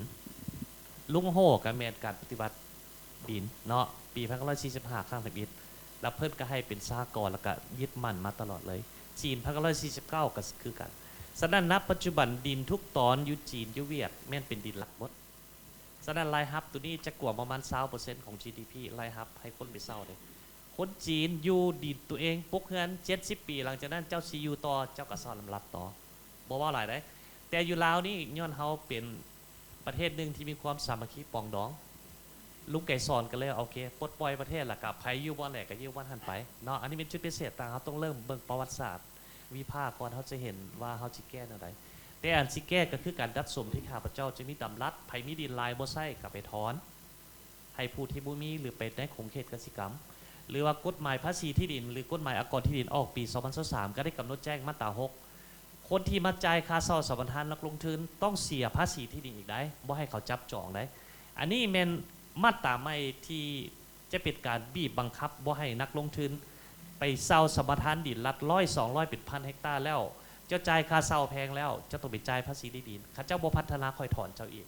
อ อันนี้แม่นกฎไกหนึ่งที่พวกเขาจะได้เนาะ เจ้า อันนี้ขอตอบสั้นๆเลยนะ เจ้า เพราะว่าเขามีประวัติศาสตร์ต่างกัน เจ้าขอบใจหลายไอรีว่าแม่งน้องคือว่าชัดเจนค่ะสั้นมีแต่ว่าเพื่อบ่รบกวนเวลาของบรรดาทานเนาะเฮาได้สรุปรวมกันละวันหนึ่งเป็นเรื่องการสื่อสาร2เป็นการร่วมมือฉะนั้นน้องอยากขออนุญาตถามแต่ละทานสั้นๆขอแต่ละทานตอบบ่ไก่30 วินาทีเนาะว่าการร่วมมือของบรรดาทานเนี่ยนะสิเฮ็ดแนวใดเพื่อให้พวกเฮาเข้าใจและเห็นภาพเป็นรูปธรรมร่วมกัน เจ้าขออนุญาตเริ่มต้นจากทางธนาคารโลกเจ้าอ้ายมีเวลา30 วินาทีขอเชิญอ้าย เจ้าขอบใจเนาะก็เห็นอยู่แล้วสิ่งที่เทรนด์ที่กำลังเป็นไปเดี๋ยวนี้ก็เป็นเรื่อง macro policy coordination เนาะอันนี้ across economic ministry นะ เจ้า ที่ต้องได้สืบต่อแล้วก็ประสานความกับองค์การสากลที่ว่าเฮ็ดเวียกในด้านมหาภาคนี้เนาะก็สั้นๆเท่านั้น เจ้าขอบใจอ้ายสุรินทร์ เมื่อก็อยากปิดธนาคารเลยได้เพราะว่าบุ้ยพยายามเป็นหนี้เนาะสำคัญก็การเป็นหนี้อีหยังเป็นหนี้แนวใดเนาะเขาก็จะบอกว่าการเป็นหนี้คือว่ายืมมาเพื่อลงทุนหรือยืมมาใส่ใจเนาะอันนั้นก็อันนึงแต่ว่าพอแนะนำนั่นสิเนาะว่าเรื่องเขาเอิ้นว่าการดำเนินนโยบายให้มันสอดคล้องกันโดยเฉพาะว่าเรื่องการประสานเนาะและบรรดามาตรการหรือนโยบายต่างอยากให้ไว้กับสภาพการฉะนั้นเขาก็ต้องได้เกี่ยมเขาก็ต้องคาดคะเนไว้นะบางอย่างมันจะเกิดอย่างที่ไปอย่างนั้นสินะเพราะว่าปัญหาที่เขาเป็นจะเป็นหนี้กับอันนึงเนาะหนี้ต่างประเทศจะเรื่องเงินเฟ้อหรือว่าการอัตราแลกเปลี่ยนที่ผันผวนแห้งก็ย้อนว่าอันนึงที่สังเกตได้เห็นก็ความสอดคล้องทางด้านนโยบายมันบ่ไปในแง่ ความไว้ความพร้อมการคาดคะเนเพื่อหับมือเนาะเจ้าเชิญอานันต์ทาน ข้าพเจ้าว่าพวกเขามีพักนำพานโยบายพวกเขาถูกต้องคืออาจารย์โบสอนว่าแล้วเนาะนโยบายแผนเทือกพวกเขามีแต่หันทันสมัยคือคะแนนที่ดิน1.5 ล้านตอนพวกเขามีในระบบแล้วพวกเขาเสื่อมเข้า BCL ได้เพราะว่าเขามีนัก IT เก่งแต่กระทรวงการเงินบ่แม่นบ่เก่งเพิ่นใช้ระบบ tax list หรือมันใช้ระบบนึงเขาใช้ระบบลาวเลยละเอียดแล้วมันซวย tax list เลยมีหลายคนมาซวยมันเสื่อมกันบ่ได้ย้อนเทคนิคซื่อๆบ่โดนมันจะเสื่อมกันได้ข้าพเจ้าว่ากลไกประสานงานนี่มันบ่นอกเหนือจากการหันเป็นทันสมัยดอกหันแล้วหันสิบ่ประสานมันก็อยู่หั่นแหละเอาขอขอบใจอ้ายลีว่าเม่งเพิ่นเสือในการหันเป็นทันสมัยร่วมกันเจ้าขอเชิญอ้ายทองวันเจ้า ข้าพเจ้าคิดว่าต้องแม่นอันที่หนึ่งก็เรียงงานกวดกาติดตามการปฏิบัตินิติกรรมสองมาล่ะเรียงงานการจะตั้งปฏิบัติกฎหมายให้เข้มงวดสามมาล่ะทุกคนในประเทศลาวนี้บ่ว่าองค์การจะตั้งหรือบุคคลต้องเป็นเจ้าการนำกันในการจะตั้งปฏิบัติขอขอบใจเจ้าเป็นเจ้าการในการจัดตั้งปฏิบัติเจ้าขอเชิญทานสิทธิรสเจ้าก็สิคล้ายๆคือบูหั่นแหล้วเนาะ พระเจ้าคิดว่าอันสำคัญที่สุดและแม่นเรื่องการปฏิบัติระเบียบกฎหมายให้เป็นพร้อมเพียงกันอันนี้นะคิดว่าทุกแขนงการเบื้องรัฐเบื้องเอกชนเบื้องสังคมนี่ต้องหันอย่างซี่สำคัญเบื้องรัฐเขาก็ต้องได้มีการเป็นแบบเป็นอย่างและก่อนหมู่อันนี้พระเจ้าคิดว่าอันที่สองมานอกจาก policy coordination เนี่ยครับพระเจ้าอยากให้มีการประเมินคืนนโยบายที่เขาจะตั้งปฏิบัติทางด้านผลได้ผลเสียเพื่อเป็นข้อมูลข่าวสารในการปรับเปลี่ยนให้มันทันการทันเวลาเจ้าขอบใจอ้ายชัดเจนท่านนางเจนทีวีวันเจ้าสำหรับข้าพเจ้าเองเนาะข้าพเจ้าอยากเห็นทุกภาคส่วนนี่แหละว่าจะเป็นภาครัฐภาคธุรกิจเนาะค่อยๆปรับตัวหันมานำไส้สกุลเงินกีบของเฮาวันนี้ให้หลายขึ้นเนื่องจากว่าเงินกีบเนี่ยเป็นสกุลเงินแห่งชาติเนาะถ้าหากว่าคนลาวเฮาเองบ่นำไส้แล้วไผจะนำไส้ขอบใจเจ้าผู้สุดท้ายจะยากที่สุดเอื้อยขอเชิญเอื้อยขอถอดเอาได้กันเนาะฟังมาทั้งหมดและสังรวมได้ถ้าพวกเราทุกคนปฏิบัติภารบทบาทของตัวเองให้สอดคล้องถูกต้องตามที่กำหนดคือว่าพวกเราไปนำกันเจ้าขอบใจหลายๆสำหรับทุกท่านขอเสียงตบมือให้ทุกท่านแด่เจ้าค่ะสั้นน้องขออนุญาตมอบเวทีคืนให้กับทางพิธีกรเจ้าขอขอบใจอะไรที่ให้โอกาสน้องร่วมงานอีกครั้ง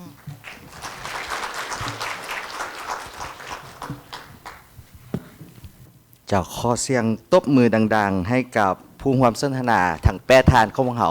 ถือว่าได้บทเรียนที่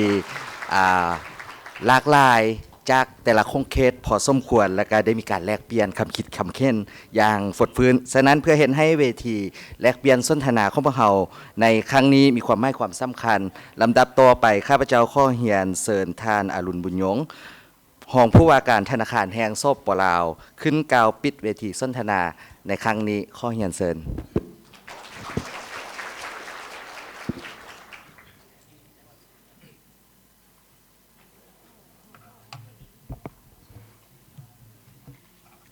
ขอแสดงความนับถือแขวงบรรดาสหาย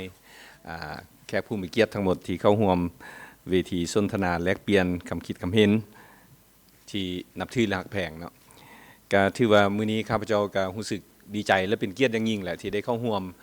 เวทีสนทนาในมื้อนี้เนาะผ่านการรับฟังการสนทนาการแลกเปลี่ยนคำคิดคำเห็นตลอดช่วงระยะคาบเช้านี้ถือว่าเต็มไปด้วยบรรยากาศที่ฟดฟื้นเนาะเข่งฮ้อนและฟดฟื้นและเต็มไปด้วยเนื้อในที่สำคัญทางด้านวิชาการที่จะ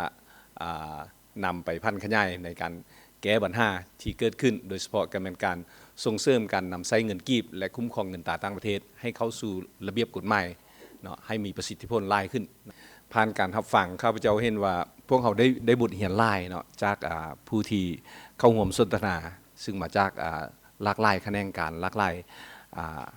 วิชาชีพเนาะทางภายในและก็ทางองค์การจัดตั้งสากลนั่นและการแลกเปลี่ยนคำคิดคำเห็นจากผู้เข้าร่วมข้าพเจ้าฟังแล้วรู้สึกว่าเป็นคำเห็นที่ดีหลายซึ่งแสดงให้เห็นว่าในสังคมพวกเรามีความเข้าใจ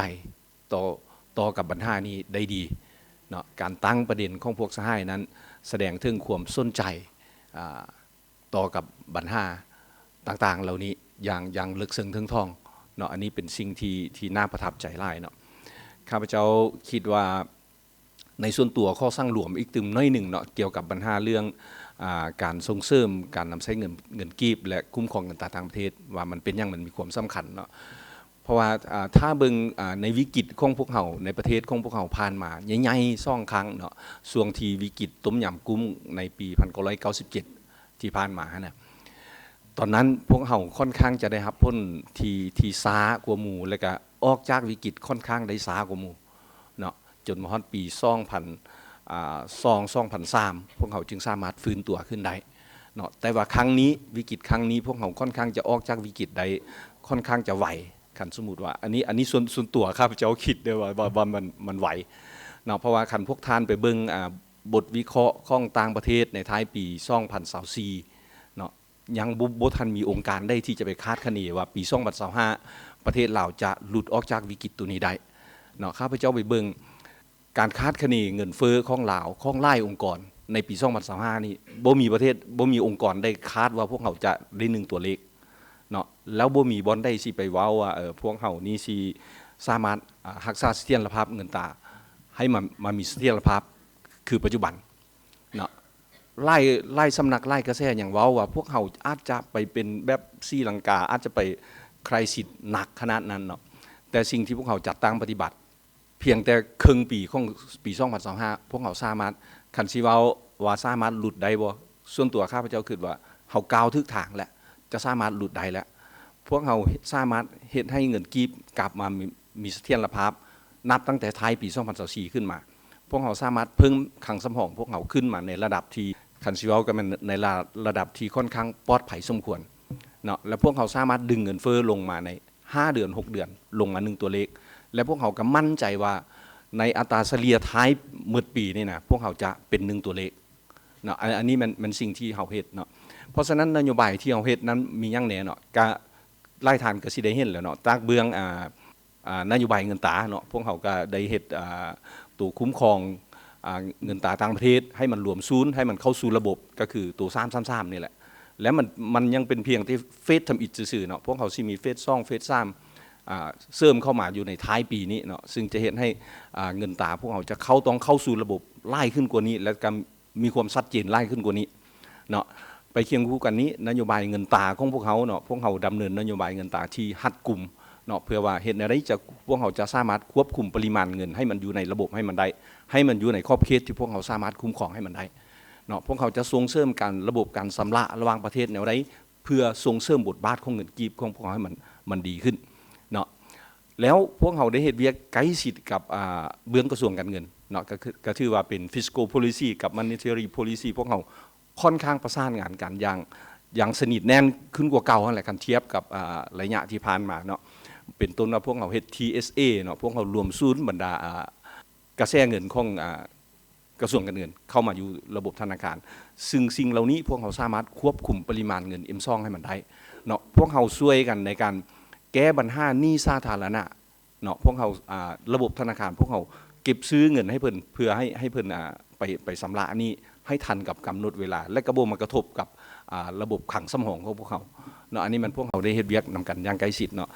นอกจากนี้พวกภาค real sector เนาะพวกเขาก็ได้สนับสนุนกันเพราะว่าสิเป็นนโยบายสินเชื่อต่างๆถึงว่ามันสิบ่ล่วงล้ายคันเทียบกับเรื่องปริมาณสินเชื่อทั่วระบบเนาะแต่ว่าพวกเขาได้สนับสนุนกันอย่างเข้มแข็งเนาะแล้วก็ external sector พวกเขาก็มีเบื้องทางเบื้ององค์การจัดตั้งสากลเข้ามาเบื้องช่วยเนาะอันนี้เป็นสิ่งที่ดีที่ว่าเป็นการประสานงานระหว่างทุกภาคส่วนมหาภาคเนาะและก็อยู่ในการเสวนาในมื้อนี้ก็เห็นว่าทุกภาคส่วนได้แสดงออกเรื่องความเป็นห่วงเป็นใยแนวใดและก็เรื่องการปฏิบัติหน้าที่ของแต่ละภาคส่วนเป็นแนวใดเนาะข้าพเจ้าก็หวังว่าหลังจากการเสวนากันในมื้อนี้พวกเขาจะสืบต่อเอาเนื้อในจิตใจที่พวกเขาได้ปรึกษาหารือกันนี้ไปพันขยายเนาะก็เสียดายที่เวลาค่อนข้างจำกัดแด่บรรดาท่านก็อาจจะอยากแลกเปลี่ยนคำคิดคำเห็นไล่อยู่แต่ว่ามันย้อนเวลาจำกัดเนาะข้าพเจ้าคิดว่าเวทีแบบนี้เป็นเวทีที่สำคัญที่พวกเขาจะได้มาเปิดอกเปิดใจเว้ากันทางด้านวิชาการที่ชัดเจนว่าคะแนนการได้ต้องเฮ็ดยังและควรจะเฮ็ดยังอีกตื่มพวกเขาจะเห็นแบบนั้นแล้วมาแลกเปลี่ยนกันแล้วเอาไปพันขยายเนาะเพราะฉะนั้นท้ายสุดนี้เนาะก็สิมีแต่ฝากให้พวกเขาทุกคนนั่นแหละต้องเป็นเจ้าการร่วมกันในการปฏิบัติระเบียบกฎหมายที่มันเคร่งครัดเนาะแล้วก็นำเอาจิตใจหัวข้อสนทนาในมื้อนี้แหละจะคุ้มครองเงินกีบแนวใดเฮ็ดแนวใดจะเฮ็ดเงินกีบของพวกเขามีคุณค่าจะเริ่มต้นจากตัวของเขาแนวใดพวกเขาแล้วเริ่มจังเขาแล้วเขาจะไปขยายให้กับอ้อมข้างคนอ้อมข้างของพวกเขาแนวใดครอบครัวแนวใดสังคมแนวใดเพื่อให้มันเห็นคุณค่าของตัวนี้เพื่อพวกเขาจะคุ้มครองเงินตราต่างประเทศให้มันได้เพื่อพวกเขาจะเฮ็ดให้เสถียรภาพของพวกเขานั้นดีขึ้นและมั่นคงยาวนานอันนี้มันสิ่งที่อยากฝากให้กับทุกท่านที่เขาร่วมนี่แหละเอาไปพันขยายเอาไปจัดตั้งปฏิบัติให้มีประสิทธิผลเนาะอิงใช้เวลาจำกัดท้ายนี้ข้าพเจ้าก็อวยพรให้ทุกท่านที่เขาร่วมเวทีสนทนาในมื้อนี้เนาะจงมีสุขภาพแข็งแรงพร้อมกันมีประสบผลสำเร็จในทุกหน้าที่เวียกงานและก็มีความสุขทางสุขกายสุขใจเนาะขอประกาศปิดเวทีการสนทนาซ้ำนี้เนาะขอขอบใจ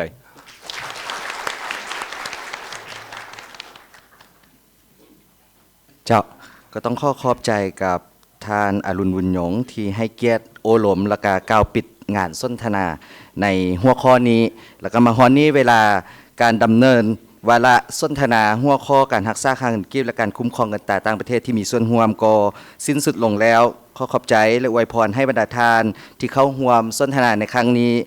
มีสุขภาพเข้มแข็งและประสบผลสำเร็จในทุกหน้าที่ที่ได้รับมอบหมายเนาะและพร้อมเดียวกันนี้ก่อนจะจากกันไปข้าพเจ้าขอเชิญบรรดาท่านร่วมถ่ายรูปเพื่อเป็นที่ระลึกและหลังจากที่ถ่ายรูปแล้วข้าพเจ้าเชื่อว่าบรรดาท่านยังคงมีหลายคำถามหลายคำเห็นในการที่จะแลกเปลี่ยนซึ่งกันและกันและข้อเชิญบรรดาท่านร่วมรับประทานอาหารเที่ยงและใช้เวทีอาหารเที่ยงเป็น run discussion พร้อมกันได้เนาะภายหลังที่ถ่ายรูปเจ้าข้อเชิญบรรดาท่านร่วมถ่ายรูปสามัคคีเจ้า